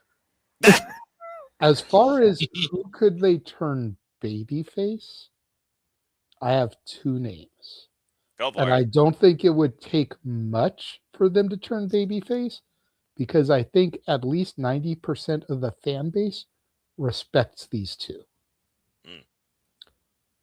One is the Megasis. If you see the reactions she gets in GCW, it would be really easy to translate that to AEW. Fair. And she's only been heelish, basically, on her own throne since being part of AEW. You figure an easy way to do it. Where's Penelope Ford? She's injured, right? Injured. So when she comes back, she aligns with Megan Bain. Or not Megan Bain, excuse me, Marina Shafir. Yeah, about to say, Marina Shafir. And the two of them attack Megan, because Megan was using both of them in the tag team to try to get gold, until finally getting to Lena Cross. So the two of them align and beat Megan down. Well, it does seem like you need more than one person to beat down the Megasis. By the way, go check out the close-up with Nate Paquette, folks, on Divine Dominion and their outlook on what they want to bring for the AEW Women's Tag Division and how they came to be a cohesive unit. Great chat. Continue. The second name is the fallen goddess Athena. Don't. Because everybody's been clamoring for her to come up to the main roster. So if she was to come to the main roster and become champion, I don't think they'd be able to keep her heel. People would be loving her way too much, because she finally got out of Ring of Honor purgatory and ascended to the throne that she deserved to be on top of. Well, those two would definitely have an intense battle, too. All right, fair enough. I mean, again, it's food for thought, but as long as Athena holds her grip on the Ring of Honor Women's, who am I kidding? On Ring of Honor in general, I don't see that happening. A Supercard of Honor is about a month away. Weirder things have happened, and the Owen will be going on at the same time. Very true. Who's to say she can't be in the Owen? Do we know the brackets yet? No, of course not. You kidding me? Okay, so that'll probably be announced at Dynasty, because it's usually always announced in Canada, and it usually always culminates at Double or Nothing. For the most part, they talk about it. If not, they announce it on the Wednesday night Dynamite. But I do see what you mean. Always love that tournament. But okay, and again, you're bringing up other names. The depth, the actual depth of the AEW Women's Division is huge, folks. The problem is, and also Ring of Honor, And again, it's just one of those things where I look at the other names, the other young talent, keyword young, and the opportunity that is right now at their stage. There's a lot they could work with here. So I'm really hoping for some unique dynamics on this. But bottom line, Fuckwell's going to knock Jamie Hitter the F out with a knuckle duster to get that revenge win back. It's as simple as that. Now, to Nick's point about the good doctor. Oh, you had to bring that up. I did say I had something to go to Nick, too. All right, go ahead. And I did mention how my booking brain had started twirling. Yes. I don't see her costing Jamie the belt. I see her coming down post-match. I can get behind that. I see the Triangle of Madness putting a beat down to an already prone hater. And her Brawling Bird partner was involved in the 0 hour where the problem might have neutralized her. And here comes Britt for the save, only to drop her. Whether that means she joins the Triangle to make it a quartet, no, or not, you're going too far off. It's the proverbial, oh, here's the person she was tagging with before she left coming to save her. Psych. All right. Well, that's a stretch, but hey, I love the fact that we're optimistic in the booking. I Okay. also want to say that also like having Jamie Hayter, Britt Baker, like that booking also ties up some loose ends from like how many goddamn years ago. Yeah. I haven't forgotten about that shit. Neither have I, Ash. Neither have I. Hence why I tried to bring it back, and should make everybody proud that I remember that shit, considering AEW is not my preferred promotion. Well, just because it's not your preferred doesn't mean you're not knowledgeable about it to a degree. But yes, I'm very proud of you. Clip that, please. And I'm sure that's the whole reason I was muting Nick, because we got to have some kind of funny haha here. Yeah, of course he has to be the haha, because I'm not. Because I'm trying to keep things moving. Nick, what you got to say real quick? Then I saw man, then we move on. I'm surprised we got this much out of this. JJ, to your point though, with the Owen, it's tough because the Owen this year is May 24th, right? Owen is May. Oh, sorry, Double or Nothing is May 24th. Correct. Botch. And then we have All In at the end of August.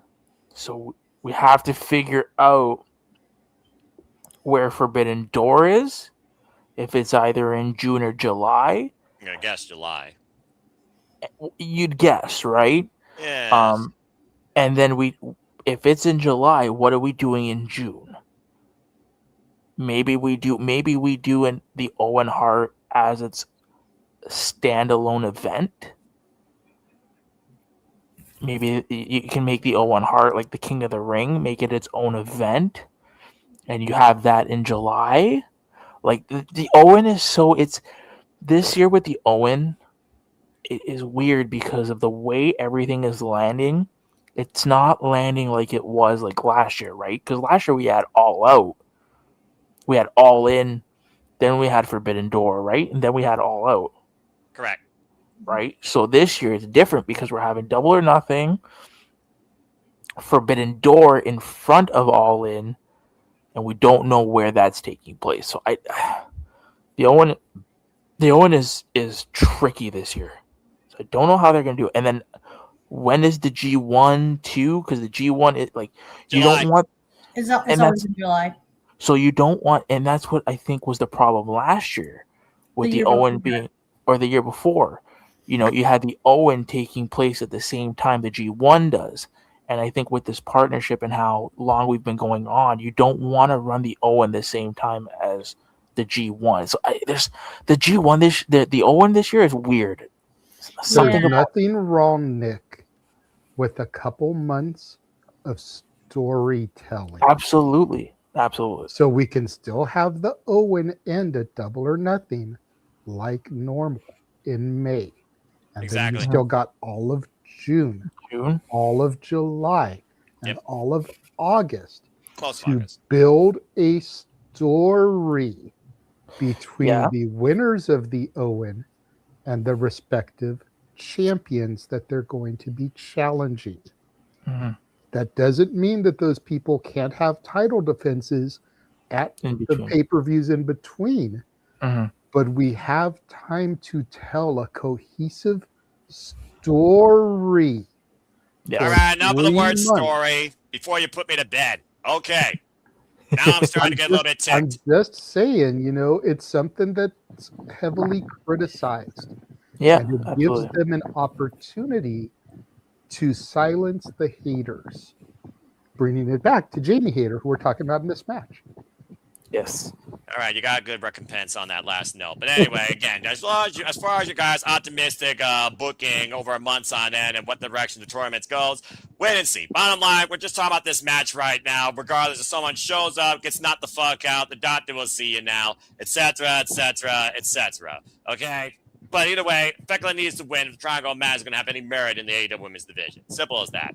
Emmanuel, I did see your hand at one point during all this diatribe storytelling and other booking nonsense. What do you guys do real quick before we move on? What I thought was going to be the quickest discussion before we somebody can move. turned into a different sub-tangent. No, we can move on because I was going to do the funny and then it got serious talk. The joke gets passed by. It was already moved on. So let's move on. All right, good enough. Good grief almighty. Charles, what is it? I saw your hand real quick. Story, Noah. Shut the fuck up. All right. Moving on from there, Jesus Christ almighty. If every match had to have a freaking story that goes 2 months long, then maybe the freaking world wouldn't have a pay-per-view every month. Oh, wait, that's the Fed, not AEW. They I'm only just have going 9. to say this right now for about your point about stories. For me personally, not every match needs a story, but they Thank do need a you! reason. They do need a reason for why they exist. And there's a happen. difference between reason and story, and the reason, those two words are different in a fucking dictionary.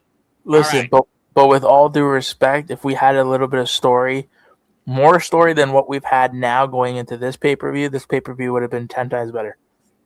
That's a fair And point. hindsight, Nick, hindsight. And not every pay-per-view needs to have 15 stories where only 5 deliver. If you know, you know, folks. Now let's go ahead and move on from there, because not every match itself is not a story in itself, etc., as Brian Danielson says. Brian Danielson already talked about the balance with story and wrestling. Wrestling itself tells a story. You want to talk about story? Here's an opportunity to tell your story if Cage and Cope achieve their dynasty one more time. Let's talk about the AEW Tag Team Championships. One of the most anticipated matches on this whole card, considering Canadians, and also CNC, and the reason that Adam Coleman came to AEW. We've seen how Personal FTR made this after their first encounter and only encounter last year, as you saw live, Nick, at All Out, when FTR lost to Adam Coleman and Christian Cage. And we saw the return of the Glamazon. Bev Copeland put Small Stoke in his place without popping that pimple.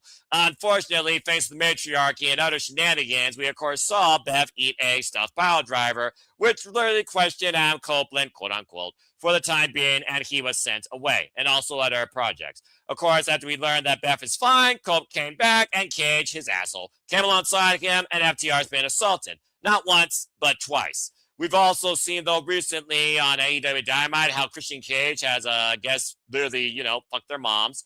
And apparently FTR heard enough of that shit and literally sneak attack with Don Kyle's friendly Punky Vice, took his Rolex, and crushed his arm in a steel chair. With FTR finding an opportunity to take advantage of their opponents this past Wednesday and creating an Achilles where the kill switch might be neutralized.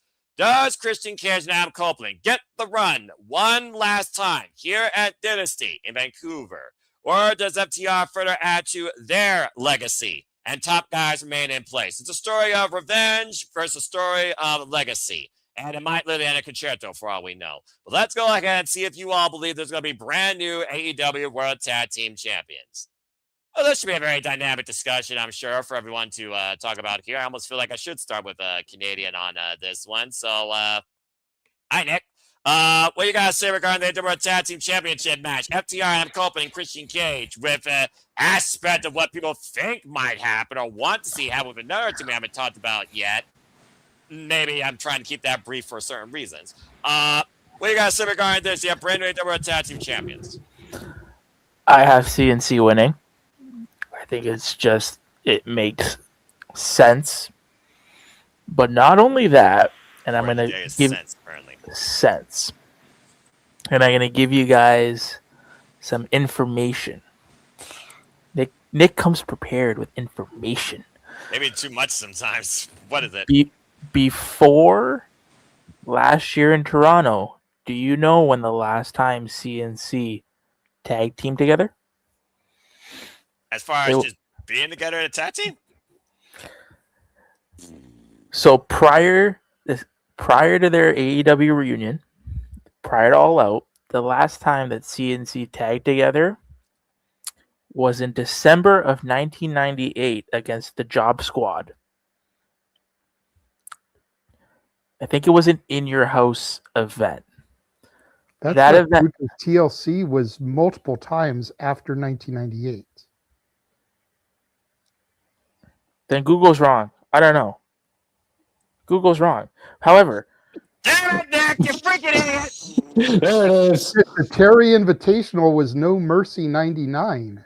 And that was Exactly. Eddie Kingston and the Hardys. Mania 2000, Triangle Ladder Match, TLC 2, All right, we're not, regardless, we're not going No down the fake dirt. career. listen. This is what Google's telling me. Okay, I'm listening Don't at Google. trust Google.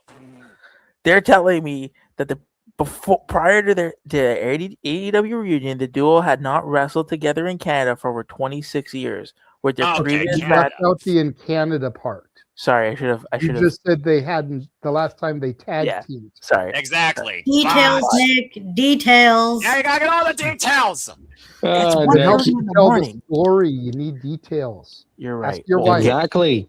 So you're right. You're right. I'm a botch. But their last time that they wrestled together in Canada was in December of 1998 against the Job Squad in Vancouver, British Columbia. That's okay. There it is. There's I the see what he's physical doing. moment. Okay, ding ding. I see what he's doing. Cause the city. They're winning, and I mean it makes sense for everything that I've said with the way they're designing this feud, the way that the Young Bucks have been integrated subtly, and I think where they're getting at, and I will give JJ his credit because he has taken my idea and he has expanded on it. I can see a Double or Nothing it being CNC versus FTR versus the Bucks at Double or Nothing.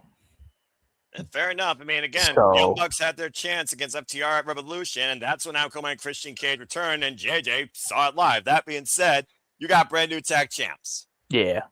All right, good deal.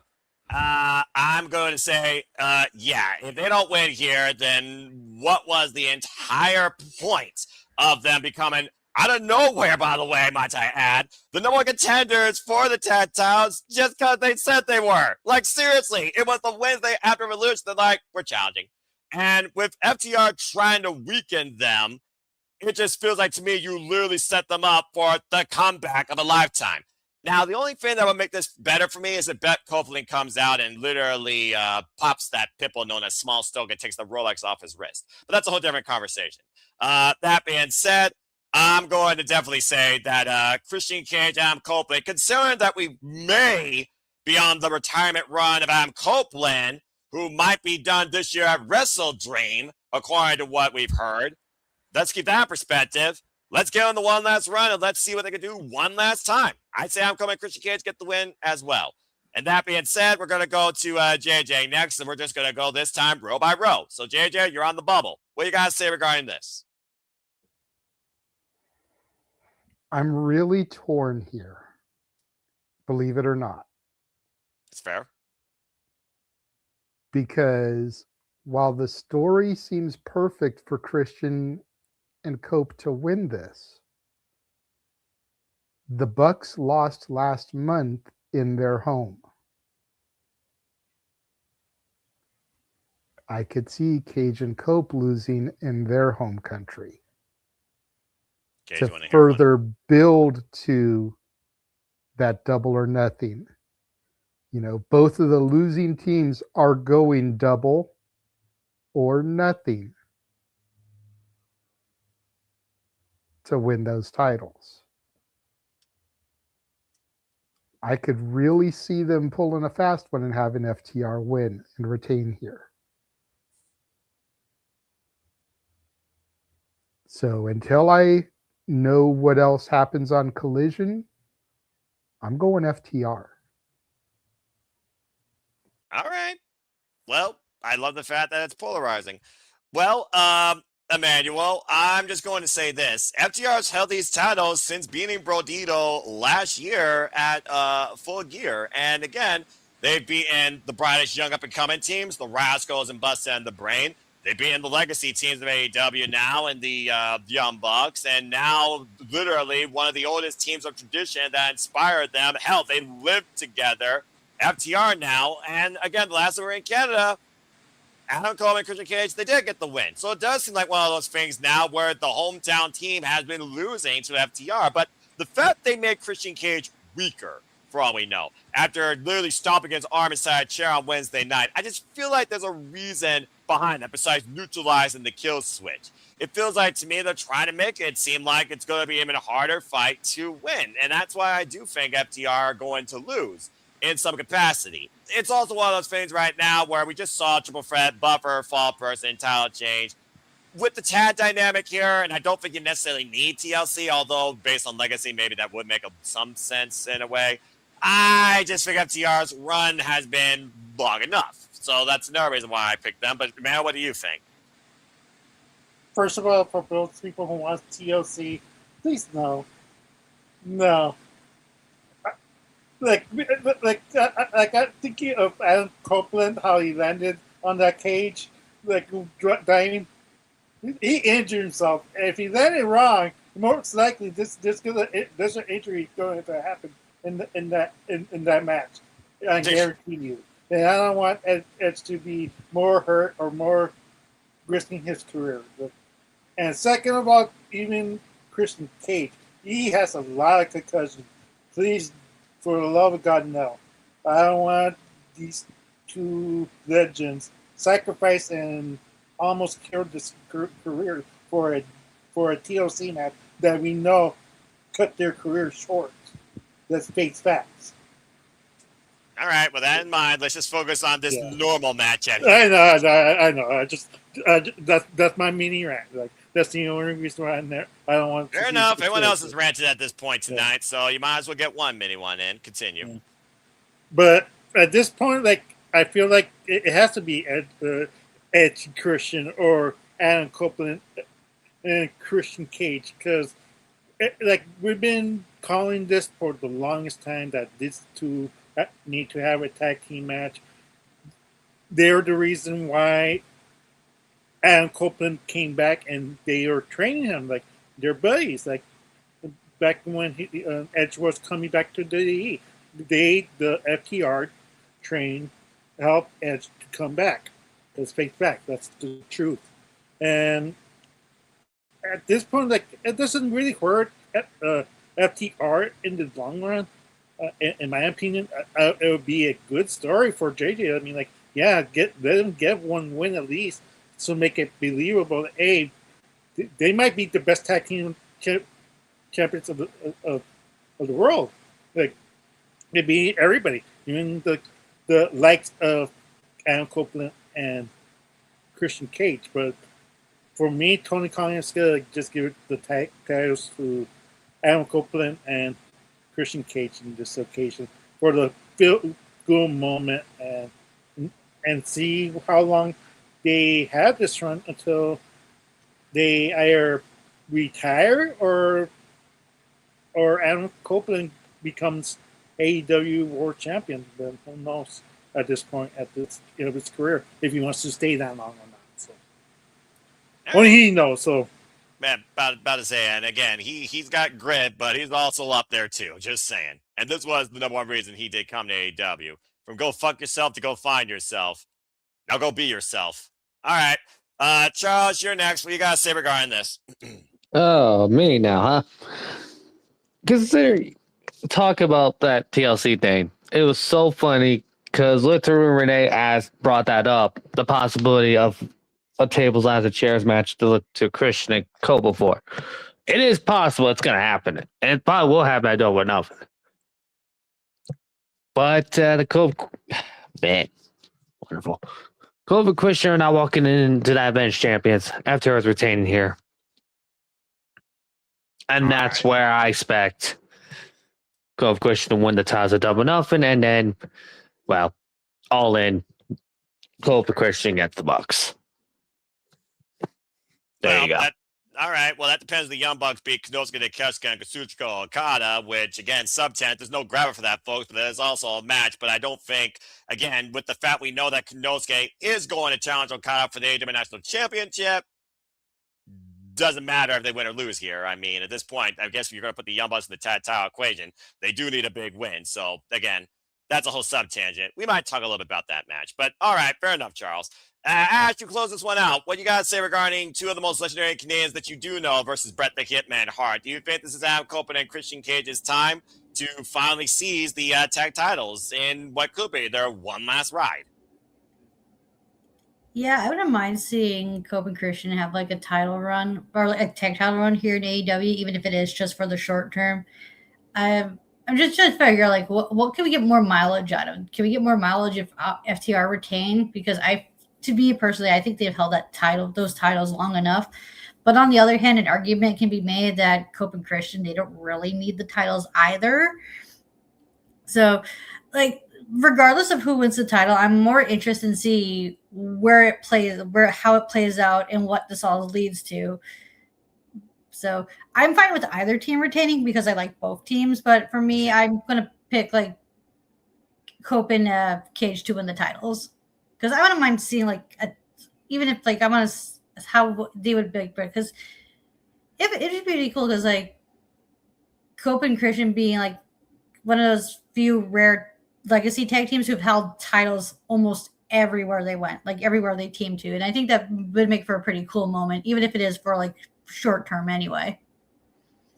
Okay, that's fair. Well, I mean, hey, we saw how long Sting and Darby Allin were able to, of course, hold the titles. One night, they retired with them. So, I mean, All right, fair enough. Well, again, I love the fact that I think almost went 3-3. That being said, we talked about the Young Bucks. Let's just go ahead and just leave this open discussion. There's no graphic, but again, Konosuke Takeshita, Kazuchika Okada, can they coexist? I'll leave you with that question first, yes or no. It's Scottie Pippen and Michael Jordan. In the name of the fallen Kyle Fletcher, damn it, you two will work together. But Don Kyle's also lobbied that Kazuchika Okada will defend his AEW International Championship against the Alpha at Double or Nothing, regardless. Now, I do wonder, though, is that more of an idea of if you don't win here, damn it, you can forget that's going to be off beach.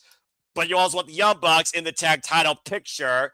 Then again, both teams will be in the same building. Does a win immediately put them back in that, or does a loss make them desperate once again when they don't even have EVP power? So I just want to open this up for a little light discussion here. Does anyone have anything thoughts regarding the Young Bucks versus Konosuke and Okada before we move on to our semi-main here? Because personally, for me, I think they can coexist for one night. The last time we saw them together was, of course, Wrestle Dream. They nearly freaking won the AEW Tag Team Championship against Brodito. Just saying. Last time they did lose, though, because, again, their egos couldn't come into play. But with the idea of, here's the little wrinkle again, Kyle Fletcher being the connective tissue with these two, and maybe they're doing it more for him than for themselves. At the end of the day, both are trying to prove that they're the better wrestler. Damn it. I think Okada and Konosuke are actually going to win this, but I also think this is going to be a one-off, and one of them's going to knock the other out or flip them off after the match. That's all I got to say about that. Anyone got anything to add regarding this time match real quick before we get back to the Continental Championship? Charles, Emmanuel, Ash, Nick, go once, go on. Yes, Charles. Of course, I have to say something here. Go for it. I expect Konosuke and Okada to turn on each other during this match, and it's going to cost them. To be blunt, let's just be real. This match is only going to set up the Double or Nothing match with the rematch from World's End. That's all this match is. Seriously. I mean, seriously. I was like, does this really have to be on Dynasty? I mean, you could just have this on, Dynamite the following week. It's one of those things where I'm like, we know what we're getting. What's the reason here? What's the reason? So, yeah, I just wanted to bring that up because I cannot fucking wait for Takeshita and Okada too. I'm just going to put that out there right now. Let's fucking go. As you know. But that being said, Yeah, I think that one is going to make a statement against the other at the expense of the Young Bucks. That's all I got to say about that. But I just wanted to bring that up because, again, it is an official match on this card. I also want to keep it simple for certain reasons. And I think it's also the simplest match on this card, if I'm being perfectly honest. Well, outside this, but then again, you all gave a dissertation, an extra 15 minutes of the future of the outlook of the women's division, and that speaks merit. All right, that being said, let's go on now to our semi-main here that definitely is brewing a lot more than... Yes, Nick, I see your hand. What you got to say real quick? So I did want to see this beforehand. I feel like before the next two matches, I think it's the Continental and the World Championship, and that's it, right? Yes, that's it. So I do want to say, though, I do think we're getting Willow defending the TBS title on this card. You think an open challenge? Yes, because there was an exclusive on the AEW Twitter account. Okay. And I was just making sure because I didn't want to spoil anything or anything. If it's an exclusive, that's perfectly fine. So she did. Willow did come out and say that she's here waiting. The TBS Championship will be on the line anywhere, any place. So I do think we're getting Willow in a match. Okay, I like so that. If we do, I'm going to throw out a quick... We just called Maple Leaf Pro with a bunch of Canadians, including one you were very fond of. Yes. But however, I think if we do get an open challenge, I am going to name off one name. And this name, the only reason why this name would be a thing is because Tony is a petty piece of shit, and I fucking love it. I would not be surprised because we did see her last match air tonight. I would find it hilarious if Tony's petty and does Willow Nightingale versus Danny Luna. All right, come on now. Give me petty TK. Come on. No, we're over that era, all right? It's not out of the realm of possibility. No, it's not. The match isn't. But the purpose you're putting behind it is, because I think that's one of the biggest things we want to see from TK. Maturity. And we talk about AEW and the maturity of the roster and product. I mean, hell, I think we're over that petty bullshit. Pettiness does not breathe a positive outlook on the wrestling business. I don't give a what the fuck someone wants to say about that. But the bottom line, I love that fact. I love that idea, though. JJ, do you want to talk on this of why TK would be petty, or do you want to just leave it? Because I think the reason I could see him doing this goes back to an interview that he gave earlier this week. Oh, I was thinking the other situations that transpired today. All right, let's not go down a sub-tangent hole here. That's a possibility too, but yeah, he was told very matter-of-factly by one half of that interview. Yes, he does. Yes, he was. WWE is against the ropes right now. They're losing a lot of fans because of the ticket prices and everything. Yeah. Now more than ever is the time to go for the jugular. Go for that knockout blow. And while I don't think Danny Luna is a needle mover like that, it could be the beginning of a combination that leads to the knockout. Yeah. Pun intended, considering where she's coming from. Exactly. All right. Let's also keep in mind, and I don't know what her contractual status is. Whose? But I'm getting there, Nick. Sorry. Considering everything that went down these last couple of days, like I mentioned earlier, with matches being pulled with talent versus talent, Ash very easily could have seen this woman defeat Mercedes a week or so ago. And if her contract, that then gives AEW another tag team as well. Jody Fret. Yeah. Bring Spitfire back together in AEW. food for thought. All right. Well, again, since it's not official, if it comes official, But- at some point I'll put it on the forum. But it's But still Danny interesting. Luna is a good shout. Another good shout, considering her man worked Reign of Honor tapings this week, is one SDL. Steph DeLander. All right. Well, And the again, battle of those two thick mamas, give it to me. all the power. That's all I'm hearing, all the power. But now I just want to see Danny Luna powerbomb Willow and Willow powerbomb her, and we just get a powerbomb symphony of a whole different sort. But I like this idea a lot. And Willow Nightingale, like I said, has been a very strong fighting champion. She just went through 2 defenses literally in the span of a week, Carl Sheena and Queen Aminata. So, again, Charles, I hear you rubbing your hand, and I'm not sure I approve of that moan you let out. Nah, Yeah, I didn't mean let's to. say. That was not that. well, what is it, Charles? I'm tired. Go ahead. Say your I thoughts. hate the before fact, we get JJ, back you were to in the my show brain program. and Nick was in my brain at the same time. I hate the fact you both were thinking what that. Else, what else is new? You 3 share a brain, it feels like. Well, not really when it comes to Nick, in our cases. But I see it happening. I see the Fair open enough. challenge. It's either going to be crazy Danny Luna. Flip. It was my headphones. Wow. Crazy. Danny Your headphones Luna going off. or, yeah, I expect Danny Luna or freaking Joey or Steph DeLander. Yeah, I mean, again, it makes sense, especially if, again, the contracts are up and they are free. We know Danny Luna is free, and she was a force to be reckoned with, and she was an uncrowned TNA Knockouts World Champion. More on that instead of predicting TNA Rebellion this Saturday and me ranting. Nonetheless, And not necessarily contracts, but you muted. how many talent might want to walk out after Rebellion based off of what happened? That cause and effect, JJ. Your guess is as good as mine on that one. That again, that's all very fair. I understand what everyone's saying here. That's all very fair.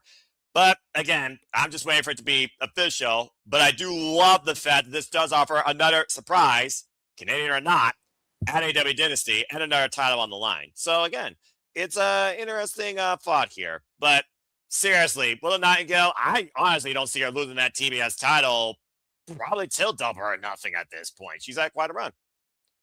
All right. Well, that being said, again, you 3 quit sharing a brain. That's getting a little bit weird here. It's a proverbial triangle, and the fact you're in a triangle formation makes it even weirder. And thank you for that, Nick. Imagine we see Killer Kelly. There. Moving on. You purposely said that to get Noah's reaction on his face. You said that on purpose. Listen, Myron Reed, who I'm going to watch John Schuchko caught up at the AEW National Championship Saturday. Beach. I've been waiting for Killer Kelly to show up and play and kick someone's fucking head off. Now, if that does happen this Sunday, there will be a conversation. But we're going to leave that alone for now. Philly show up. Never mind. Look, Alex Windsor and Killer Kelly. Thank you. Moving on from there. Killer Kelly and Jamie Hayter. We're going to stop it. Damn it. Anyway, enough. Freaking go on for 20 minutes of Killer Kelly versus Blank right now. Freaking woman that should also be a champion. But speaking of champion, it's not all of the realm of question because we have been seeing a lot of former TNA talent come to AEW. that's also fair. And again, I can speak on Killer Kelly for 20 minutes about the first woman of Ring Conf and why I want to see her kick ass in AEW. But nonetheless, You just know it won't be the bunny. Mm-hmm.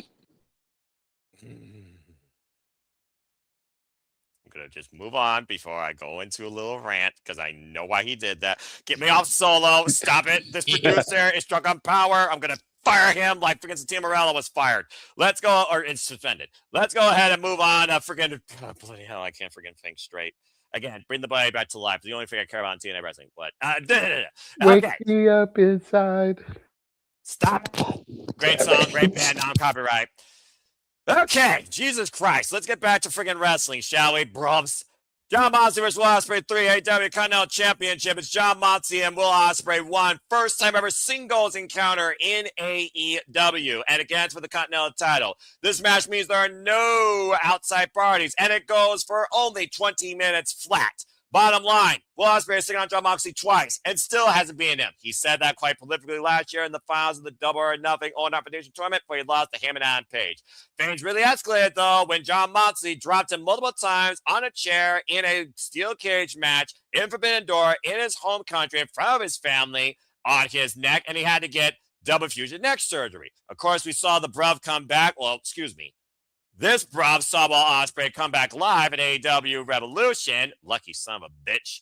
And he has literally marked Jon Moxley for revenge. We've also, of course, seen Will Ospreay enlist the help of his brethren in the United Empire, New Japan Pro Wrestling, as represent, of course, with helping Kyle Newman, of course, assisting him and encouraging him as Curry James become the youngest ever IWGP Heavyweight Champion. And we saw Chaos in Canada when Kyle Newman, Francisco Akira, Hinare, and freaking Alex Wins and Will Ospreay took on the Death Riders in victory, might I add, with Kyle Newman, Will Ospreay pinning the Death Rider. And we were just one moment away from Jon Moxley from Will Ospreay hitting Jon Moxley with the Tiger Driver. It's much more than gold on the line, but we know how much Jon Moxley values this championship.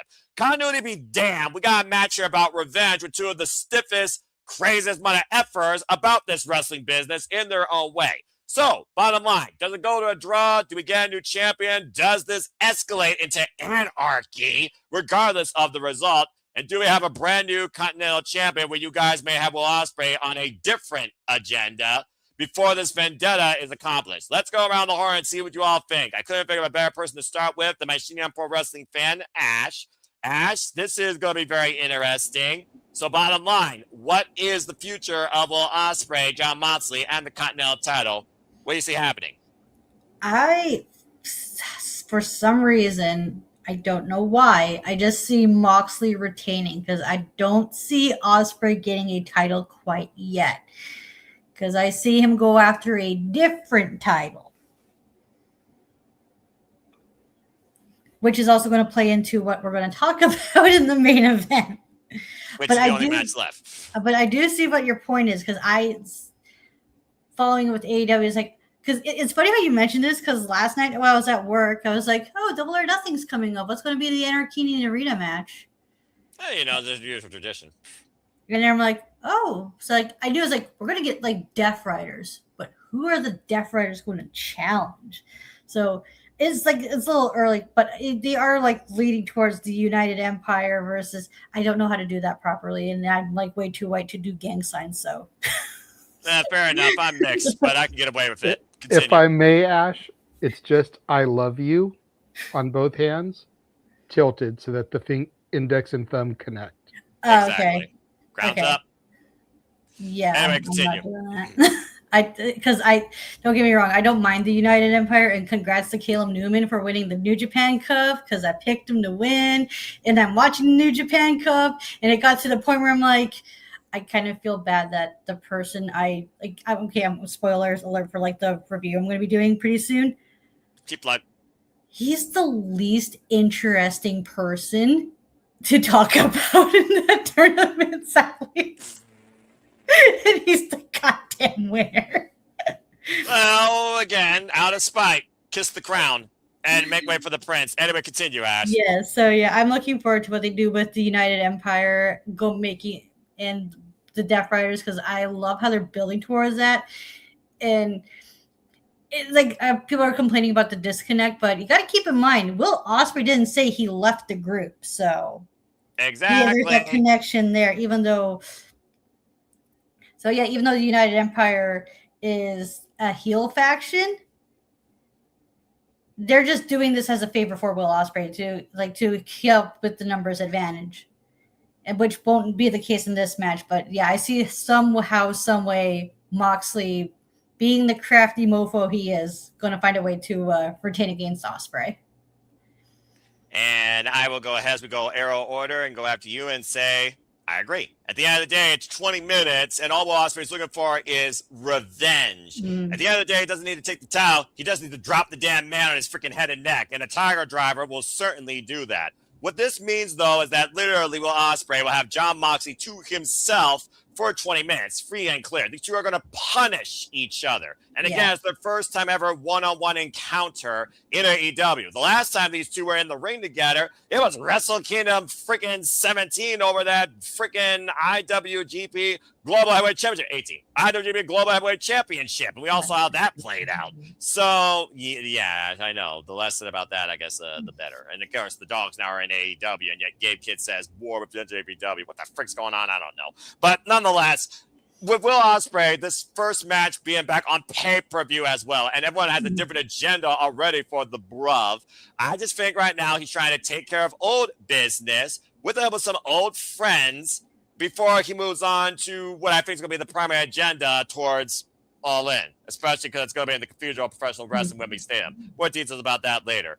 But regardless, this match comes down to, do we see a new champion who leads with the gold?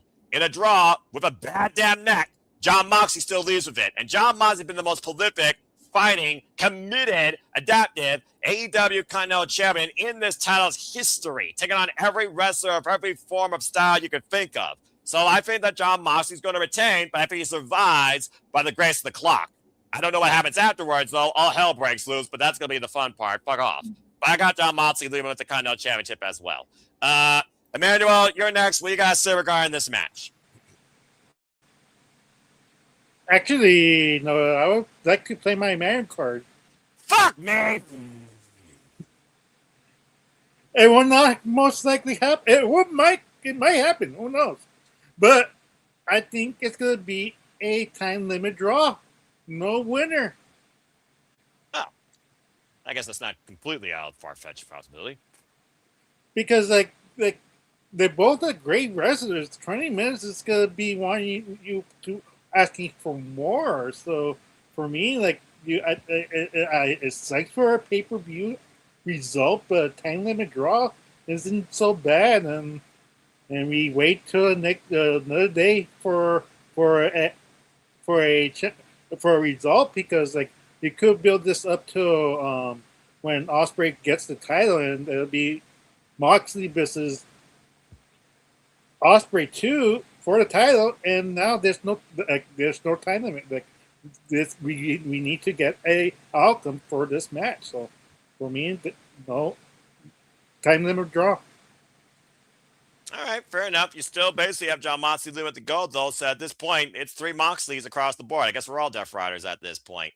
All right, well, let's see what the other half of the arrow has to say here. And this time we will, of course, start with JJ. JJ, what do you think about this match? I mean, let's be honest here. You and I and Nick have talked ad nauseum about the outlook of the AEW Men's World Championship, and the bruv was on many of our perspectives. He's back. But again, he's back for revenge first. And we're on the verge of a civil war right now breaking out in AEW with New Japan, it seems like, with 2 of the most prolific factions across both companies. So that being said, what do you think about this 20-minute non-interference affair where more than just the gold is on the line, but proverbially both men's necks?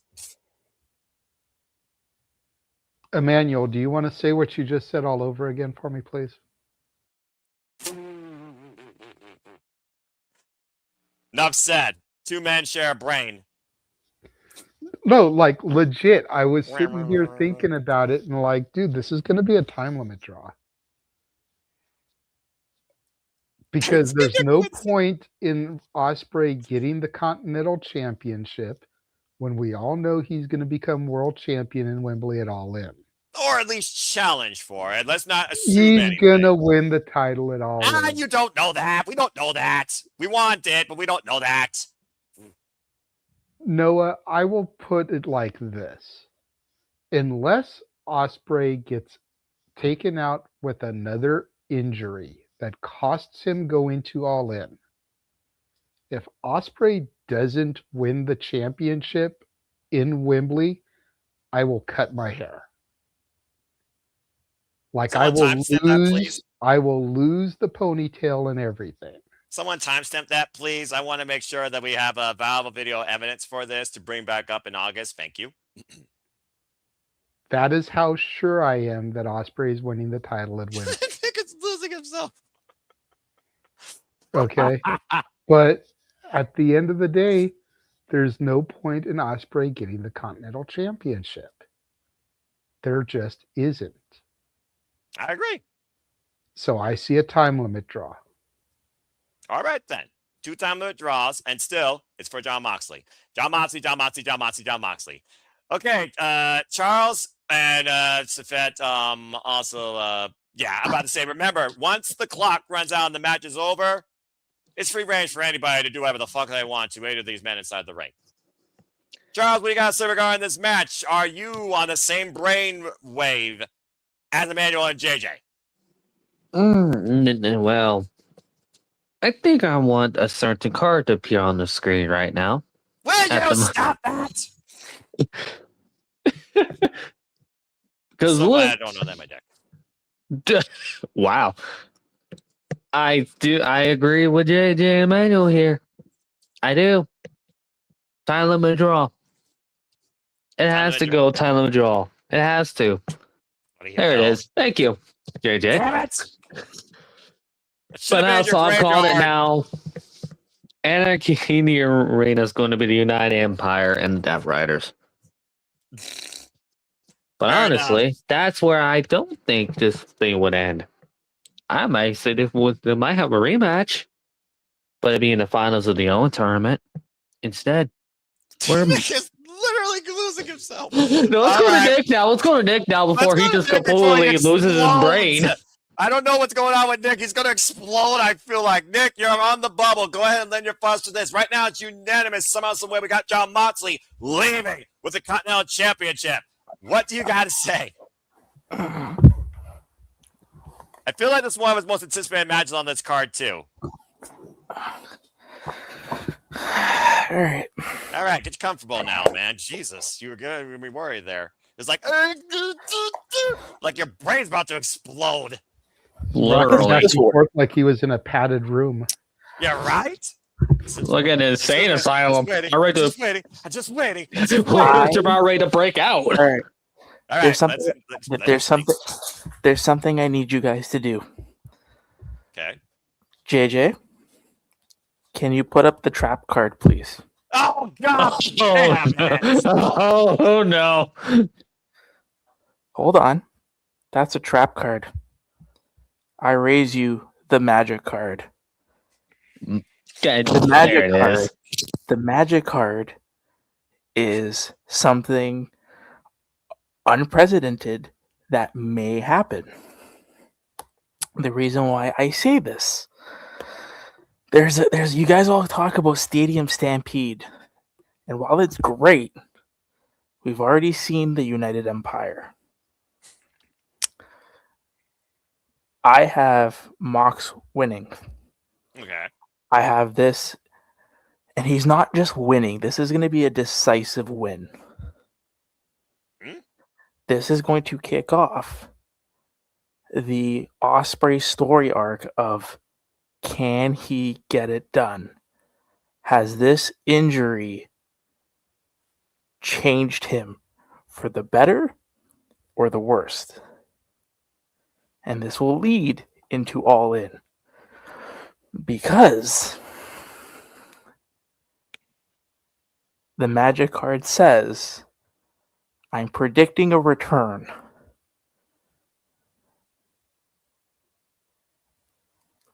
Who was the one person last year that was announced for the Owen but never got to participate? It's Jay White. Yeah, Switchblade. I see Switchblade coming back because there's gotta be a reason why lately the Death Riders have been feuding on Collision with the Bang Bang Gang. Oh, that's a good shout. That's a really good We shout. just got news via Billy Gunn that both guns are healthy. For now, yeah. About to say. I think we're getting Anarchy in the Arena, but I think it's between the Death Riders and the Bang Bang Gang. I think Jay is coming back, And I think because again, Osprey doesn't need this title. This title, the only reason why this title is even relevant into this is because he wants Moxley alone for 20 minutes. Yep. He can give a shit about the Continental title. John took away Jay's chance at the World Championship. The Death Riders took away his chance to be at Wembley Stadium last year. Yes. It writes itself. If they're all ready to come back, how many times now has, I mean, again, no way you don't scroll, but how many events has Jay White tweeted out, I'm ready? A lot, actually. A lot. A lot. Because I know people who follow Jay White and they're super into Jay White. That's the only reason why I know about this. Just shout out to my friend King from ATW, who literally breathes with a switchblade. To Ash's point, he's one of those very people I see all the time in our private chat. Oh, it's gonna happen. I really truly think we're getting. He has to be ready to come back now. It makes too much sense. Again, I just this is not for the title. This has no bearing on the title. We know what Will's story is. Will's story, like JJ said, this motherfucker doesn't win it at Wembley. All hope is lost in humanity. Damn, that's a hot take. Pretty sure people said the same thing at WrestleMania 39, but that's a whole different conversation. But nonetheless, John, about that screw Cody Rhodes. John, save it for simply predicting next week. John took away Jay's chance at the world title. I It's remember. only fitting he comes back and takes that title away from him. That's a really good shout. That did not cross my mind. I also want to put this out there. I believe to also Nick's point, John Moxley has never beaten Switchblade Jay White one-on-one either. All right. Well, again, the bottom line, though, everyone's unanimous here. We're Death Riders. We're going with John Moxley retaining. But at least there's a different outlook as far as what the future of the Continental Championship is versus the Bros and the United Empire versus the Death Riders. That was very unique. Charles, I did see your camera. You guys circle before we go into our main event. I will say this real quick while Nick was going crazy back for I think he was becoming Stewie Griffin from that one episode of Family Guy. Me in the same room. Because I thought JJ had the same idea as me, and I was like, hopefully this guy doesn't take it. Hopefully he doesn't take it. You gotta remember, he doesn't follow AEW literally verbatim like you and I. But also, I didn't think about Switchblade Jay White at all in this equation. And again, with all the returns, that's brilliant. Again, all right. We've already seen the United Empire, and you know what? You have to give those dudes credit because Francesco Akira, is that his name? Yes. Yes, that is how you say it. Yes. He's a small motherfucker, but he can move. Right? Oh, yeah. He's a junior heavyweight, that boy. He's called a Fireball for a reason. He'll be part of the best Super Juniors. Of course, you will probably talk about that at some point, though, after the tournament concludes, as we get ready for that tournament here in the near future. Again, folks, stay tuned. Bad wrestling. And Hanari's a beast. He looks like I want him versus Claudio. Oh, right. And the fact that Callum Newman is the youngest IWGP World Heavyweight Champion at only 23 years old. And listen, for those assholes out there, I didn't need to Google it. I actually heard it on commentary. Maybe you should pay attention. I'm proud of you. Yeah, they were really solid. I liked it. There's a reason that the United Empire right now is a firm foundation. And maybe when you guys do a New Japan kind of show, there is, and I think we discussed this on a simply when it got, I think it was late last year when we found out that El Idolo was the backer of United Empire, and we came on that show. It was us three, and I said it would be funny if at Forbidden Door you do an Andrade versus Will match. Well, if you looked on Twitter, Will tweeted at Andrade, "Where were you?" Ooh.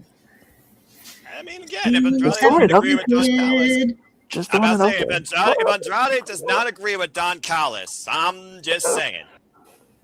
Again, hindsight. All right. Well, either way, thank you for that, Nick. Very unique thoughts. So, Charles, I do see your camera. What you got to say? Good grief. I'm just gonna be blunt. I expect Will to get backstabbed by the United Empire at some point this year, anyway. Mhm. Yeah. Kyle Newman. Let's just be real. That's what's gonna happen. Yeah, I see that Tease too. that New Year's Yeah. Dash.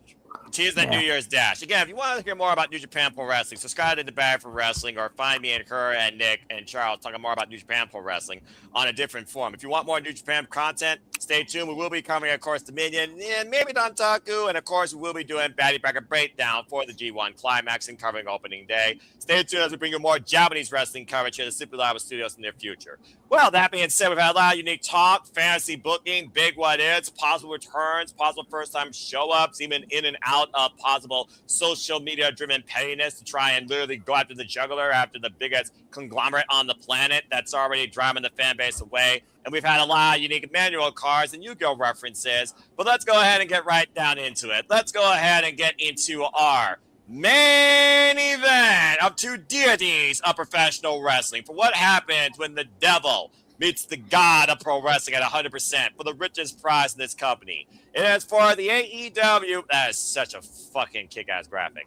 It is for the AEW Men's World Championship. Maxwell Jacob Freeman versus Kenny by God Omega for the gold. The devil versus the god. The god proclaimed by so many fans with so many names, and the devil who truly claims what he is, that no one is on his level and he's better than you and you know it. We saw Kenny Omega subtly outsmart MJF this past Wednesday after MJF called in his health into question. As yes, Kenny Omega, the first time they met, the first and only other time they met, he was going through diverticulitis. He was at 80%. He didn't even know he was a ticking time bomb with a lifeline, it seemed. As he had 2 feet of his intestine removed and a new leash on life, and as soon as MJF's New World started, Kenny Omega said, what if I could do this one more time as I look to correct the mistakes of the past and give this title and this company what it needs.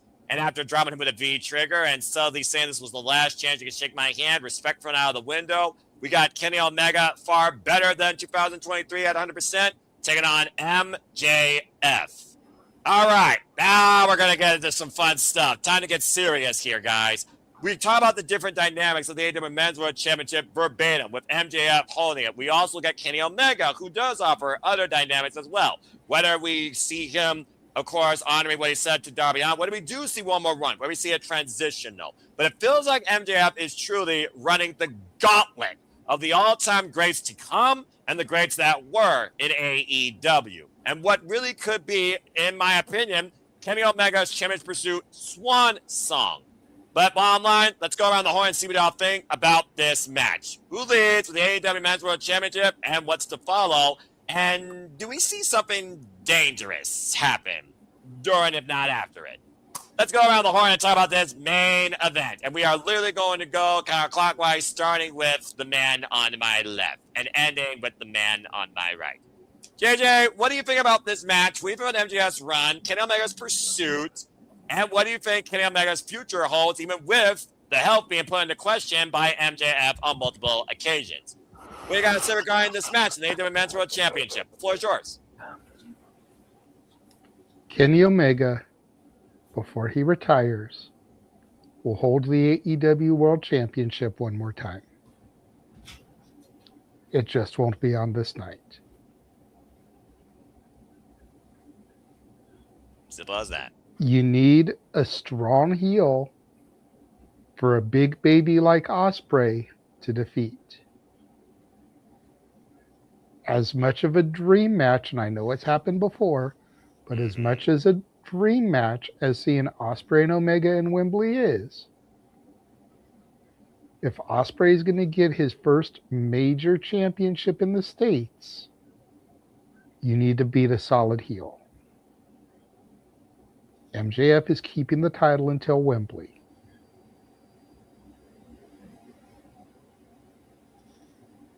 All right, then. There you go. And he's better than you and you know it. JJ keeping it simple. Got MJF.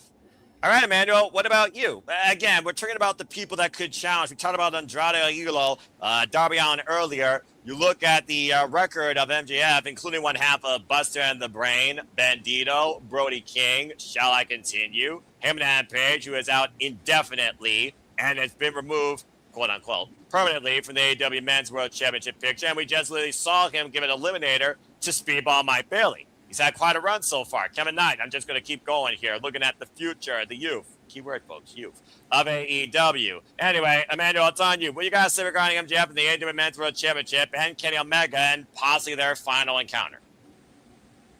I mean, yeah, like what a title, Jesus Christ! For me, like biblical sense, I always gonna root God over the devil. Let's face it. I'm a religious guy. I'm pro God, but we're not talking about that. No. I know. I just like. But if for this matchup, like I had to go with the devil. Sadly, what same reason for JJ? Like MJF needs to stay strong and keep defeating, these legends and make a name out of himself. Like he's the strongest heel you have for AEW. Like it'd be a nice run. Like if Kenny Omega does win, but it'd be a short one. If it's gonna be like hoppitailing a little bit, but we don't want that. We want a long title reign for Kenny Omega. So it's not his time yet. So for me, MJF makes the most sense. He has the most matchups you could do in the future with him. So it just makes sense. MJF for the win. Yeah, fair enough. Well, Charles, as we know, Kenny Omega earned this opportunity defending his EVP status quo and took the number one contender's spot from Swerve Strickland a few weeks ago. We have not heard high nor tail from Swerve Strickland, though, since.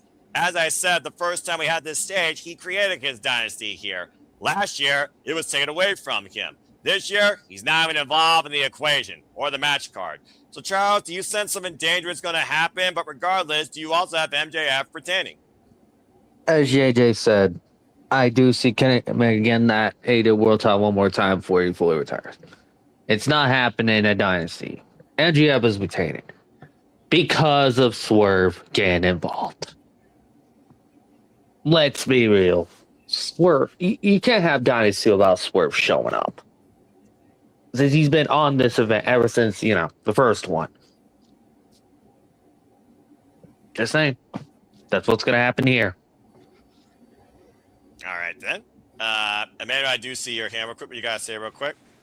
Who earlier on said Swerve is going to appear in an earlier match besides this one? Someone mentioned Swerve as well, like he's going to appear. Oh, Darby, because Darby and him are crazy nothing futs. Yeah, like someone said, whoever mentioned it, do you see this or do you see this match? Most likely he will appear, because that's twice that we mentioned Swerve appearing. I would say, because talking about the word need, and the person at the expense he got that need from, that took away the number one thing he was looking for when he became, once again, the most dangerous man in his own mindset. I would say this one is more prolific. Anyway, Charles, I see your hand. What you got to say real quick? It was Nick that brought it up. Well, he's brought up a lot of things tonight. No, it was the Darby thing. Because Nick brought up that dart. All right, that kind of threw me off. What the world? I think Jada's just learning more about StreamYard tools and having fun. It just kind of threw me off. I mean, hey, there you go. I mean, you know what? I like this. I think the chat is just as important as anybody on this screen. So thank you for that, JJ, and thank you for that, Charles. All right, that just leaves the Canadians. How fitting with one of the most prolific Canadian professional wrestlers of all time. That, again, hi, Ash. You know much more about Kenny Omega than one Bret the Hitman Hart. But nonetheless, Damn it. What you guys say regarding this and Kenny Omega's future? Do you have MJF retaining the AEW Men's World Championship?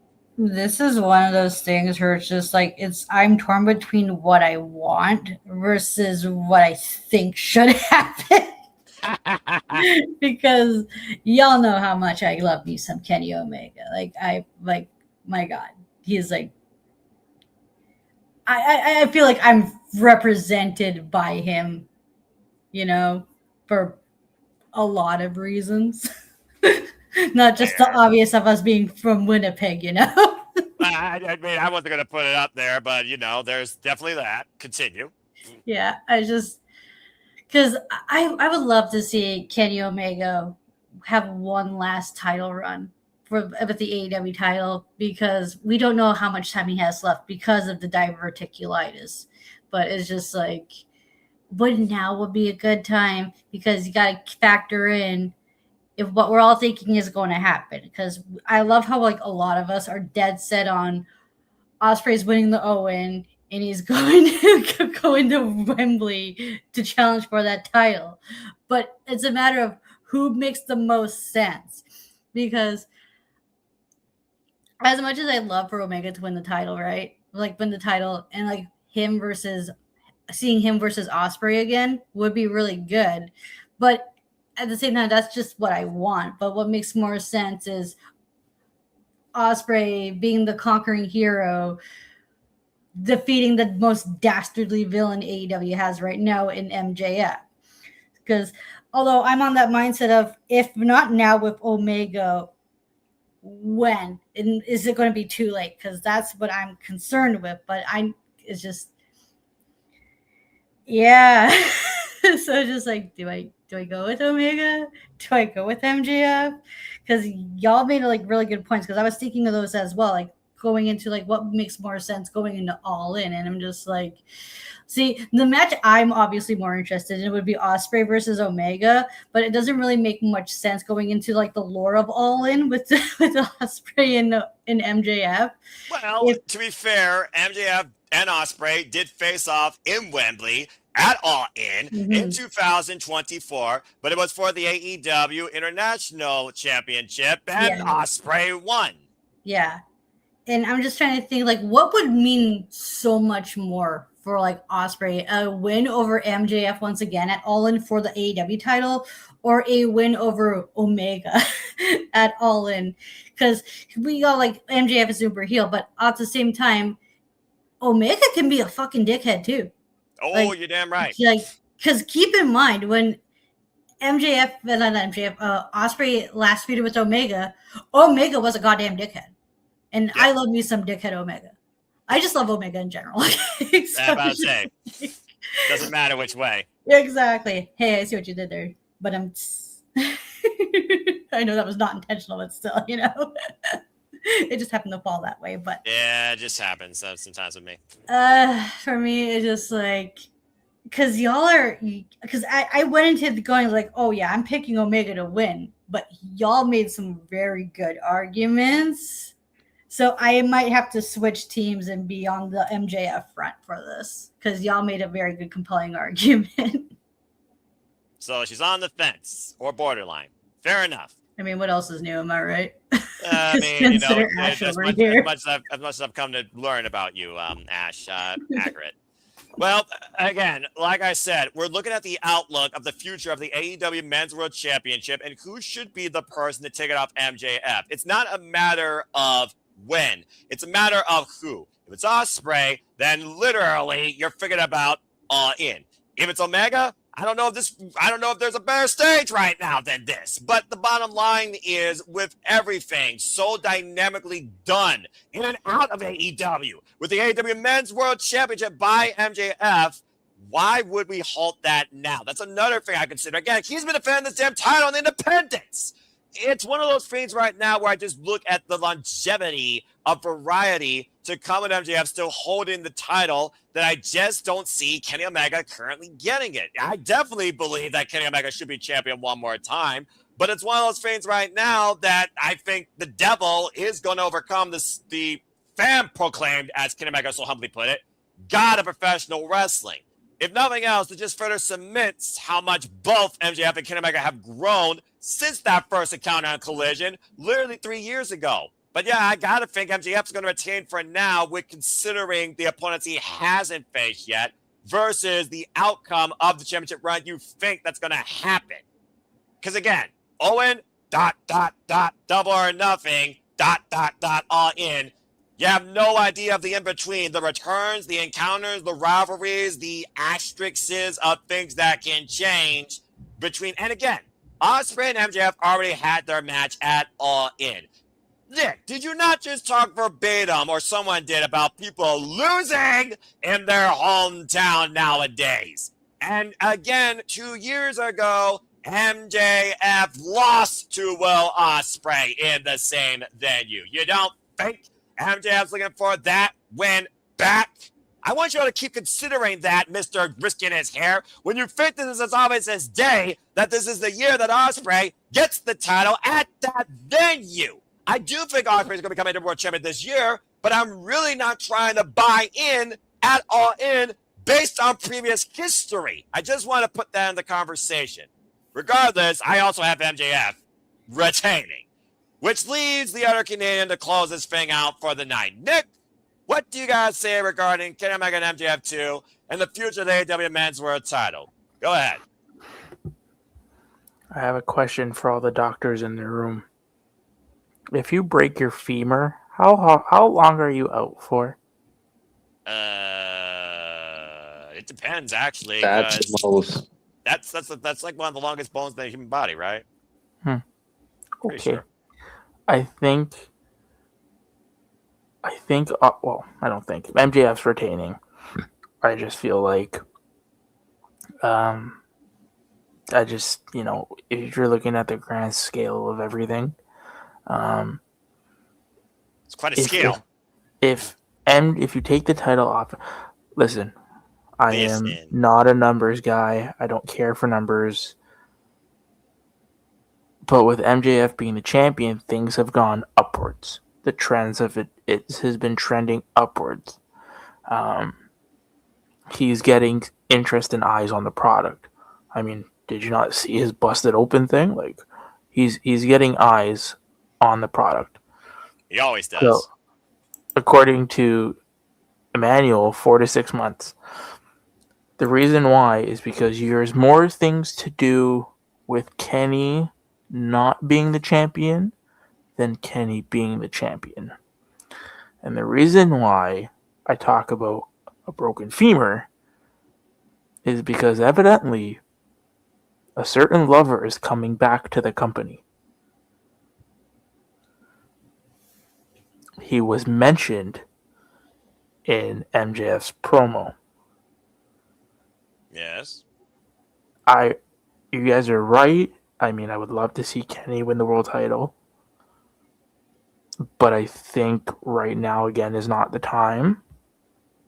I'd much rather see him go on a proper tag team run with Coda if and when Coda is healthy.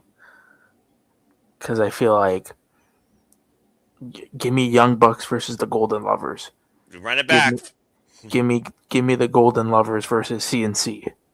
Give me the Golden Lovers versus Busta in the Brain. Give me Golden Lovers versus the Rascals. Give me the Golden Lovers versus the Syndicate. Right? Like, I feel like there's more. Give me the Lovers versus FTR. Give me the Lovers versus the Bang Bang Gang.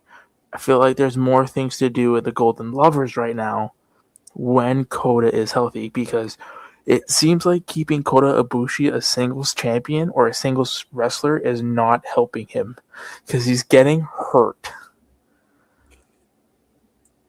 Love Kenny. Fair point. Kenny can keep doing it. You guys are right. The world title is not his time right now. He's winding down. Put him in the Golden Lovers. When Ibushi comes back, they can tear up the tag team division. But I got MJF retaining because, again, the match we all are expecting for All In is Will versus Max.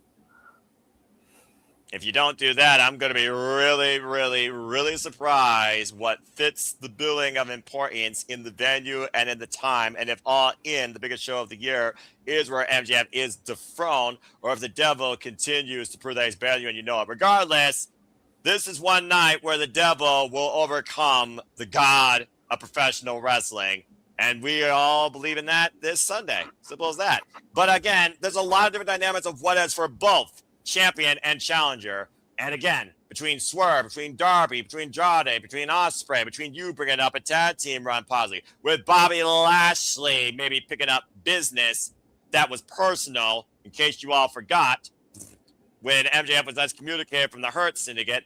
Just saying, there's a lot of what ifs when it comes to, again, the future of the AEW Men's World Championship, unlike most championships I can think right now in this wrestling business, and that's saying something. And right now, it continues only if MJF retains.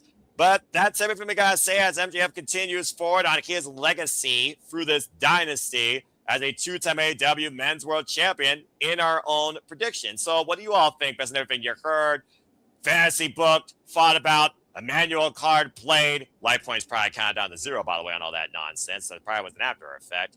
All the possible outcomes you think that could happen, who could show up, whether it's a DMD, even though he communicated twice, not 3 times on that, whether or not it's someone else that is strong for the subculture, or whether or not we get a little bit of Spitfire. Let us know your comments and your thoughts, of course, in the chat or in, of course, the comments down below. And again, don't forget to subscribe to all the outlets here that you have followed here at the Cibao Studios. More importantly, follow us on the X. But without further ado, thank you all so much for tuning in to what was far more than anything but, as usual here, Sleep Predicting, where we fantasy booked, we outlooked, and we looked towards the excitement of the perspective of the future of the AEW product, women's division particularly. And I thank everybody here that was part of the conversation, including Oofman, that couldn't be here for the whole thing due to the technology. But again, follow him when it comes together to Oof. And Oof, I do look forward to Sleep Predicting actually with you when your technology holds up. And thank you so much for the meme. That's definitely going to become a meme probably after this thing concludes. Let's go ahead and get the F out of here, get some sleep, and prepare for this Sunday for AEW Dynasty. Nick, first and foremost, thank you so much. I'm glad you were here for the entire time. Technology worked, and you brought a lot of proverbial food to the table when it came to predictions and the outcomes and future outcomes. So go ahead and tell where the people can find you. Yes, you get the solo shot courtesy of JJ. You're muted. Botch. All the wrestling. Damn it. Did the ad right here. Follow it. Or don't follow it. He still doesn't know he's Wrong mirrored. side of the screen. Wrong There side you of the go. screen. There you go. Will someone please tell Nick to change his setting from unmirror? Thank you. All so right. this ad right here. Follow it. We're doing a lot of cool things on the channel. On the internet. Oh Yes. my gosh. All right. Yes. So thank you, Nick, so much. And again, shout out to Mrs. Ferrantes. And again, I hope to see you on the call this Sunday. Otherwise, I know that you would definitely be part of some sort of after discussion, I'm sure. Again, folks, stay tuned. We cover it live, 7 p.m. Standard Time on Sunday night. I know he's going to be as I do because it is pitch black out there in Canada, so goodbye and good night to you. Ash, you're always batty. Again, you tell people not to be a dickhead, but you're a bit of a, a little young punk yourself, and we love you for it. So please go ahead and tell other people can find you and further engage with you. Yeah, you can follow me on X, the app formerly known as Twitter, at ShadowBadAsh, and subscribe to my YouTube channel at Batty for Wrestling, where I'm trying to do my best to catch up on all things New Japan. Good luck, pal. You got a long way to go. Yep. Just Ash. What am I going to do with you, my Shinyan Pro Wrestling friend? You got to get up with the times here. I know your girl got priorities, as you say, quote unquote, but come on, the people want your outlook.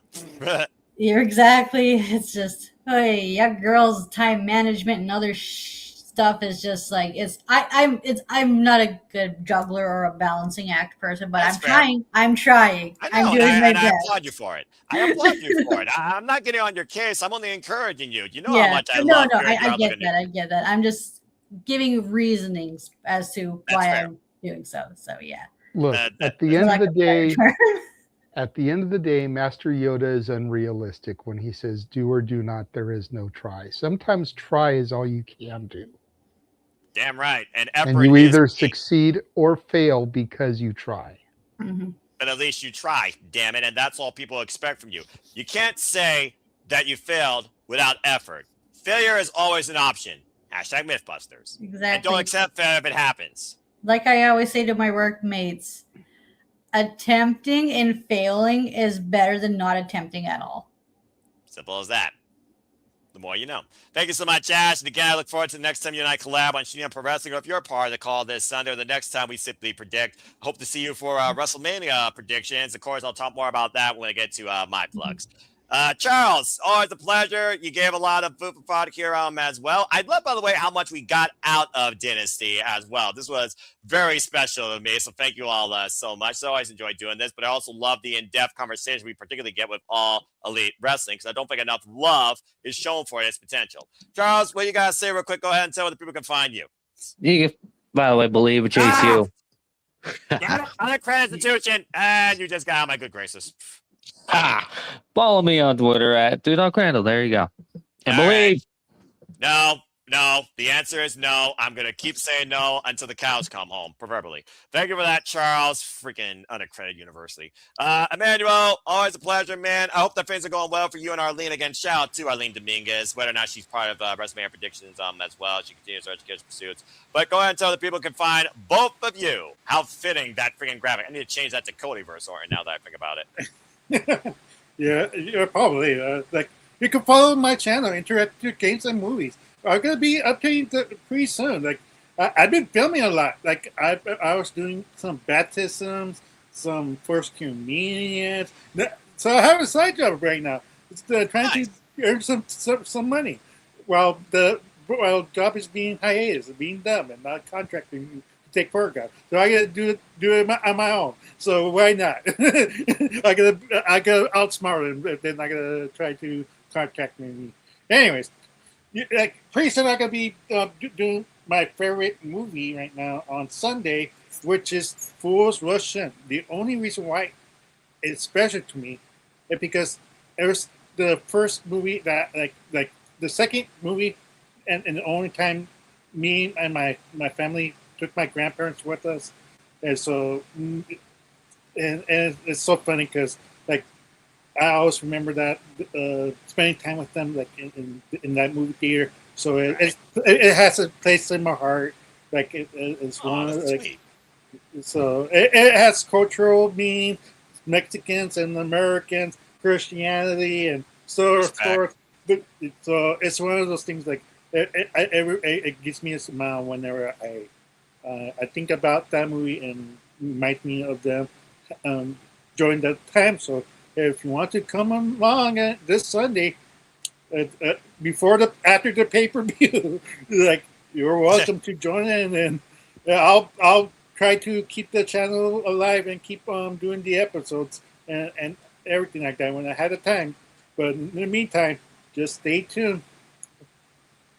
All right.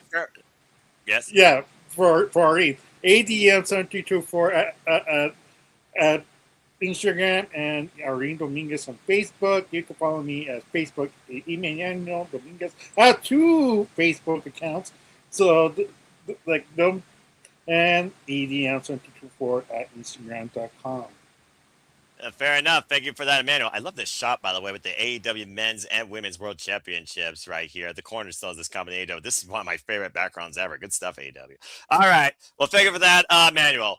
Well, JJ, again, before you are literally one road forward to the city of sin next week, Lord help us all. It's always a pleasure to be predicting and engage with your mind and your love of storytelling, and rest in peace to your liver and your sleep. But again, got a busy week ahead, got a busy weekend ahead. Also, damn it, karaoke. Fucking damn it.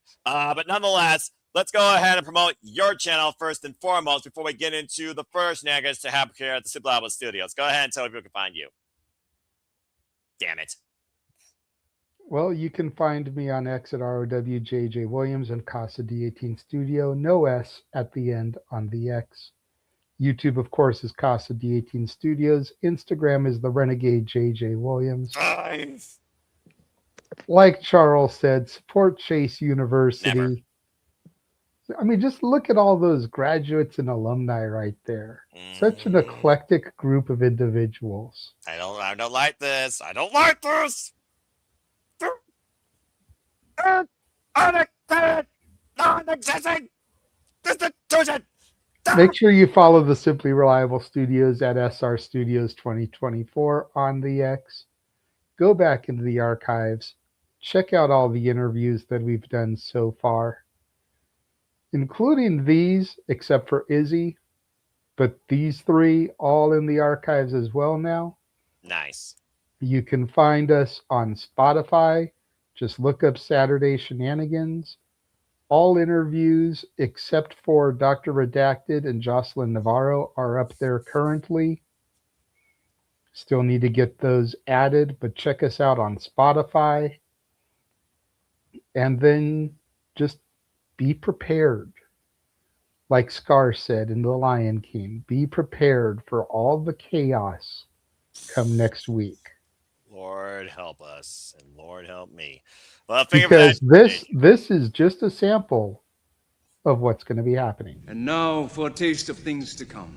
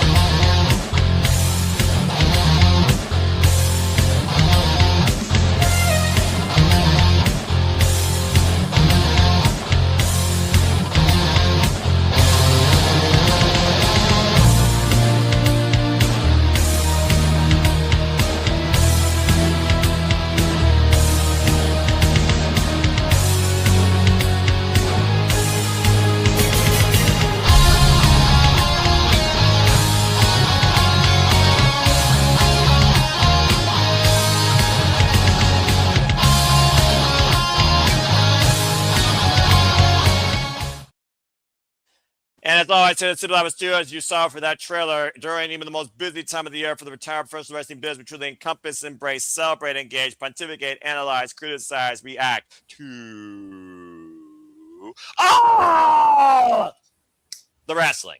And welcome back here to the conclusion of this Sleepy Ditting special that is pretty much your go home angle into our virtually non-stop streaming schedule starting Saturday, where of course we'll be back with another Sleepy Ditting and another preview coverage. Again, thank you for all those plugs, JJ. I guess now things fall on me. And again, I thank all you for tuning in. First and foremost, you want to further engage with me, become part of the Sleepy Ditting community, family, or want to engage further with us, the Simply Reliable Studios, or be part of Predictions Leagues, it's very simple. Find me if you choose, and then Foster in 1916 on the X and on YouTube. For I am nothing more but a simple man and a lifelong fan of professional wrestling. Damn it! And boy, is JJ trying to kill my voice as I know it. But more on that here shortly. Of course, the simple agenda, so much more ahead. We, of course, will have Sleepy Ditting for TNA Rebellion. That will be 2 p.m. Eastern Standard Time this Saturday. And then we will be covering Rebellion live Saturday evening, April 11th, 7 p.m. Eastern Standard Time. And, of course, you all been part of Sleepy Ditting Dynasty. Dynasty will be covering live 7 p.m. Eastern Standard Time on Sunday evening. As you see a small taste of the snippet that is the Simple Man's live streaming Wrestling Week long agenda for WrestleMania week. We'll be back here with Sleepy Dittings for both nights of WrestleMania, respective nights. Monday at 11 p.m. Eastern Standard Time, Monday Night Raw on April 13th. Tuesday night after NXT, 10:30 p.m. Eastern Standard Time. You saw us constantly promote the incredible talent we've interviewed: Rachel A., Brittany Blake, Leva Bates, Alejandra Quintanilla, Heather Lim, Kaya McKenna, and, of course, Jasmine Allure. Not to mention, of course, Brooke Havoc, and, of course, the Justin Navarro. I got all the names there. A shout out to our BFF, by the way, Izzy Moreno, who's already double booked, probably a triple book or quadruple book, I imagine, for WrestleMania week. But again, if you want your taste of women's professional wrestling, look at this incredible all-women's wrestling showcase that kicks the entire festivities off for the entirety of everything wrestling for WrestleMania week in Las Vegas. Follow at Ann San Antonio today on the X. We'll have him one more time this Saturday to run down the card and give final thoughts and final plugs. Get your tickets today or become a member of Title Match Network to watch this incredible all-women's showcase of professional wrestling covering multiple countries and levels of experience and potential across this incredible card that is Pulled Out Mania presented by Ed in San Antonio. part of course, WrestleCon, and will be on Title Match Network. Again, we'll be covering that live. I also will be covering, bringing you more wrestling than ever from the UK and Japan. We'll be covering Progress Wrestling. That is Thursday afternoon, April 16th, 2 p.m. Standard Time. And of course, Put on May, by the way, 6 p.m. on Wednesday, April 15th, Eastern Standard Time. We'll be covering the WID Showcase, looking at the future of the Fed, Thursday night, April 16th, 10 p.m. Standard Time, including Laney Luck, the current WID Women's Champion. We'll be covering Ladies and Out 16 Friday morning, 2 a.m. Eastern Standard Time, April 17th. My love of Joshi is, of course, me and Ash covered this last year. Friday evening, we'll be covering, and that's next week, Friday, folks. April 17th, American Dream Stardom Kingdom 2026, where we know Alex Windsor will defend the Andrew Strong Women's Championship against Aida, and Athena will challenge Rena one-on-one, and Chris Statlander will make her Stardom debut alongside the Babes of Wrath in trios action. I'm pretty sure Harley Cameron has something to do with that. And of course, the weekend, you see it right there.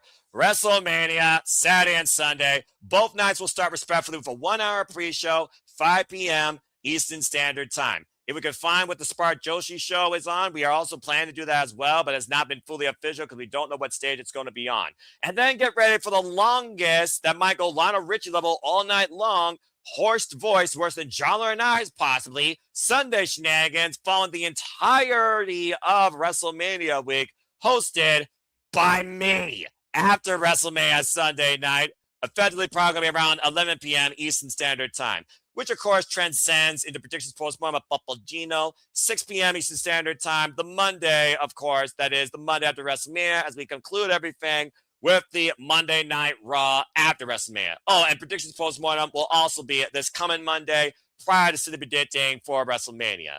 And as I said before, I have 1, 2, 3 more City predictings to do. The next predicting will be Saturday, 2 p.m. Eastern Standard Time for Rebellion. And that's all I gotta say, plug, promote, announce, and remind and encourage all of you when it comes to our love and outlook of all professional wrestling too. But as always, I like to conclude. There are no winners, there are no losers, there are no bears. Just fans with opinions of this passion we all share. So at the end of the day, folks, support one another, respect each other, protect your mentality too, treasure your families, no matter how much they may drive you bonkers in and out of your bloodline or in and out of your internet-friendly community. And just so I'm professional wrestling too, it's as simple as that. I want to give a shout out to Walter Cruz that wasn't here. Follow him at The Rage of Wrestling. Our Mighty Morphin Pink Power Ranger, Tatilla, and soon enough, Tatilla and Ash, the Dash. They will start their own pop culture podcast. Stay tuned for more details on that. I was on Major Push Wrestling again this week, so shout out to Papagino, who, of course, is my fellow predictions post-mortem analyst. So follow him there at Papagino. And as you heard earlier from JJ, karaoke aside, stay tuned for the Saturday shenanigans following TNA Rebellion this weekend. The weekly moderate conversation wrestling matters hosted by the Renegade of Wrestling, JJ Williams. And again, for everything you heard, for all of us here, for everything we do, it's as simple as this. Just follow SR Studios 2024 on the X today to get your most reliable, open-minded Outlook Wrestling fix. It's as simple as that. With that being said, thank you so much for tuning in. As you see on the banner, please subscribe, comment, tell a friend. Hit the bells, video goes live on demand on any of the outlets here at the Super Reliable Studios on the Straight YouTube channels. Hit the subscribe button. I assure you, the conversations, the passion, the creativity, the madness is not going to let up anytime soon. Again, stay tuned for the forum. Stay tuned for TNA Rebellion City Predicting. Stay tuned for our double watch-alongs this weekend and all the wrestling to come, including the City Predictings to come that kick off the entirety of WrestleMania week here at the Super Reliable Studios. But now let's go ahead and get some sleep as we look to see who claims their legacy and creates a dynasty this Sunday. For Ash, for Nick, for all of you in the chat, for Charles Schultz, for Emmanuel, and for the brand wrestling JJ Williams, I am the Cement Noah Foster because my name is Noah Andrew Foster, NAF, who only wish to continue to remind you to make a positive impact in life and have a good night. And thank you for tuning in to another insane edition of Anything But that truly involves simply predicting. Have a good night, folks. And we'll see you next time here at Simply Reliable Studios. Take care. I'm handing the button immediately. Oh, God. Believe in Joe your Hendry. name is Amen. He appears. I believe in Joe Hendry. You freaking fucker! Ah, damn it! and believe in the hell as well. That Or jury's even out. face you. Nope, never. All right, I'm hitting the button. I'll see you Believe all in for Dynasty. yourselves. Now that I do believe in and respect, Dash. Thank you. Goodbye, folks.